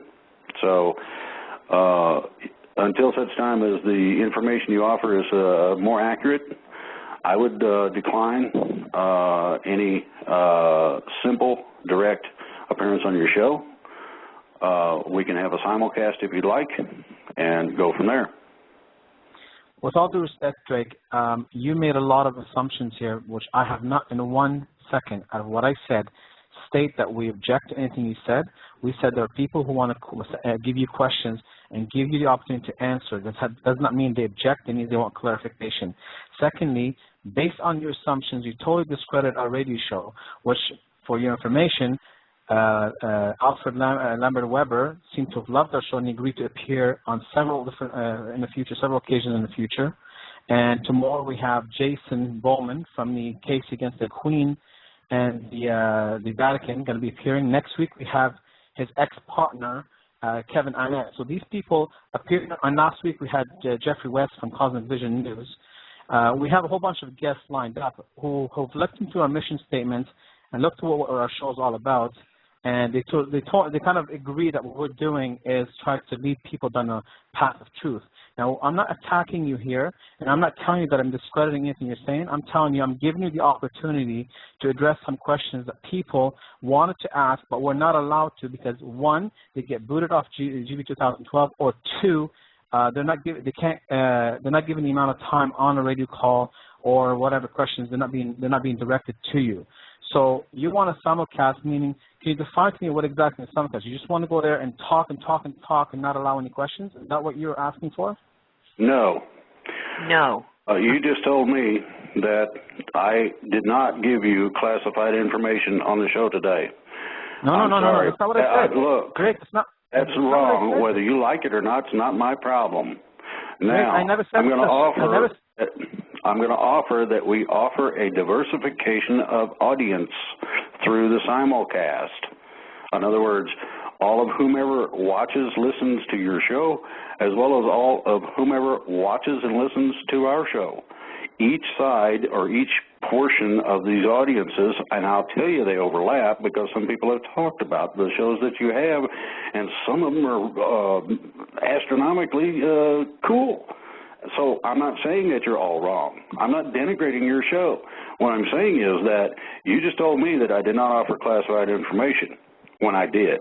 That would be an objectionable point. However, I will allow your access to me on simulcast if you wish to combine all of this, the varying audiences, etc. And we can do them over time if people Tony, I just want to make a point. No problem. Tony, I want to make a point. This is Denise. Denise, just allow me to address what he just said, and I'll listen to your promise. Okay, I accept. Actually, I was going to mention this, and it's my fault that I didn't make it clear. I welcome all your guests. I welcome all your listeners from your show to come to our show. You have my word on this, and I will not block anybody. I will not censor anybody. Whatever people want to say on the show, I'm all about keeping things out in the open. That's what I'm about. Just completely open, like the raw truth. And you are accusing us of doing the opposite. No, I'm not accusing. I'm just saying people yes, feel Tony, you are on the Global News and Views page, which we know was created by Paul and Terry. Okay? All right. Now, sour grapes is one thing, okay? But while we are on the air, that page goes absolutely bonkers with people bashing and trashing and saying that Drake's telling lies, we're telling lies, we're banning people from the calls. I have no way of knowing on the board who is in your group, who is in our group. The board is open. We answered hundreds of questions today. Hundreds. I appreciate that. I appreciate that, Tony. And I'll have you know that some of the people that were on my group that were posting pictures of Drake with pictures of people with Drake's face on it, I have kicked them out of the group ever since. Okay? Yeah. Well, you see, so now you understand, Tony. Hold on. Let me finish. Let me finish. I'm not debating with you here, and I don't care what Global News and Views say. Yes, I'm a member there, but I'm not with them. They're advertising that you're their spokesperson. No, I'm not their spokesperson. I can tell you that right now on record. I'm nobody's spokesperson. The only loyalty I owe to, and I'll say it right now on record, the only loyalty I owe to is to the members of Global Fact Movement and the movement itself. Global Fact stands for Global Freedom and Corroborate Truth. End of story. That's the only loyalty I owe to. I don't owe to Global Nav and News. I don't owe to GV 2012. Nobody. I'm after the only loyalty I owe to is the members of Global Fact and the movement itself. That's it, and that's on the record. Now, Drake, I accept your terms that you can have your guests on our show, along with our guests. You have my word. None of your guests will be censored. All questions that are going to be asked will be allowed to be asked, whether it's live on radio, by calling in, or through the chat. I'll have staff there that will take the questions from the chat and forward it to the hosts. I'm going to be one of the hosts. There'll be two of us hosting the show. Well, it's going to be simulcast. Do you understand that? You understand that, Tony? It's going to be a simulcast. That means I will be hosting as well. You want to be hosting it? I will be hosting as well. You're going to have two sets working together, is what's being said. That's a good You have people on our show and people on your show, and a simulcast means that both of us have the same broadcast at the same times. Okay, you have to excuse my ignorance. I wanted to admit that radio stuff is new to me, so I'm not sure how you can be a host on our radio show. You want me to give you the password so you can log into a radio show? I don't get it, Denise. Can you explain that to me, please? It's a simulcast. You have contact information on Denise? Does he have contact information, Denise? No, I don't. Denise?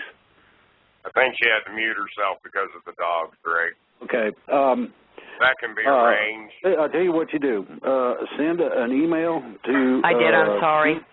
Oh, there you go. Okay. Somebody was at the door. What I was going to say is use the Global Voice or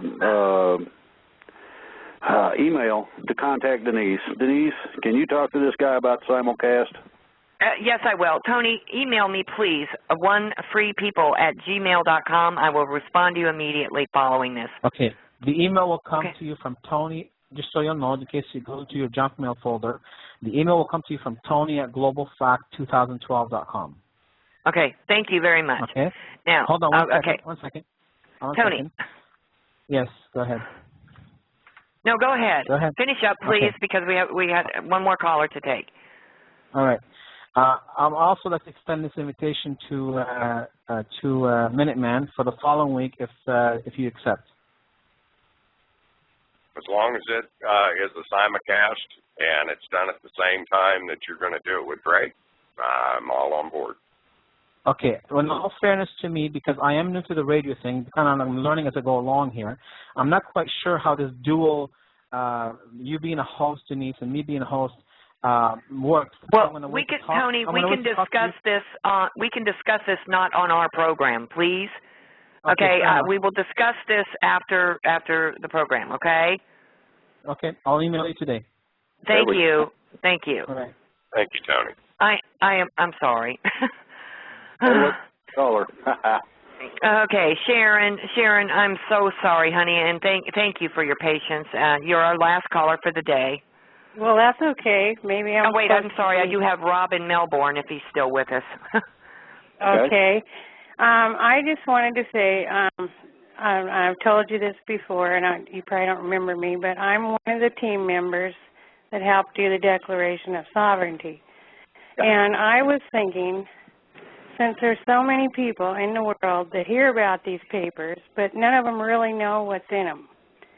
And a lot of the things that you say about common law and that kind of thing, that's all explained in there, what the people's rights are going to be when we get this straightened out. So I was wondering, would it be a good idea for all the states, if we could arrange this, to publicize these papers all at once? Well, no. No. Okay. It'd be a good idea to offer the blank papers. Denise, I think we got that on our website, don't we? You mean we had the apostille that covered the entire package. It did not have the wording, like we did not have a full, any one of the states, the full documentation. Okay. Basically, hold on a second. Basically what I'll do is I'll see whether or not I can get a copy of some of the things in there.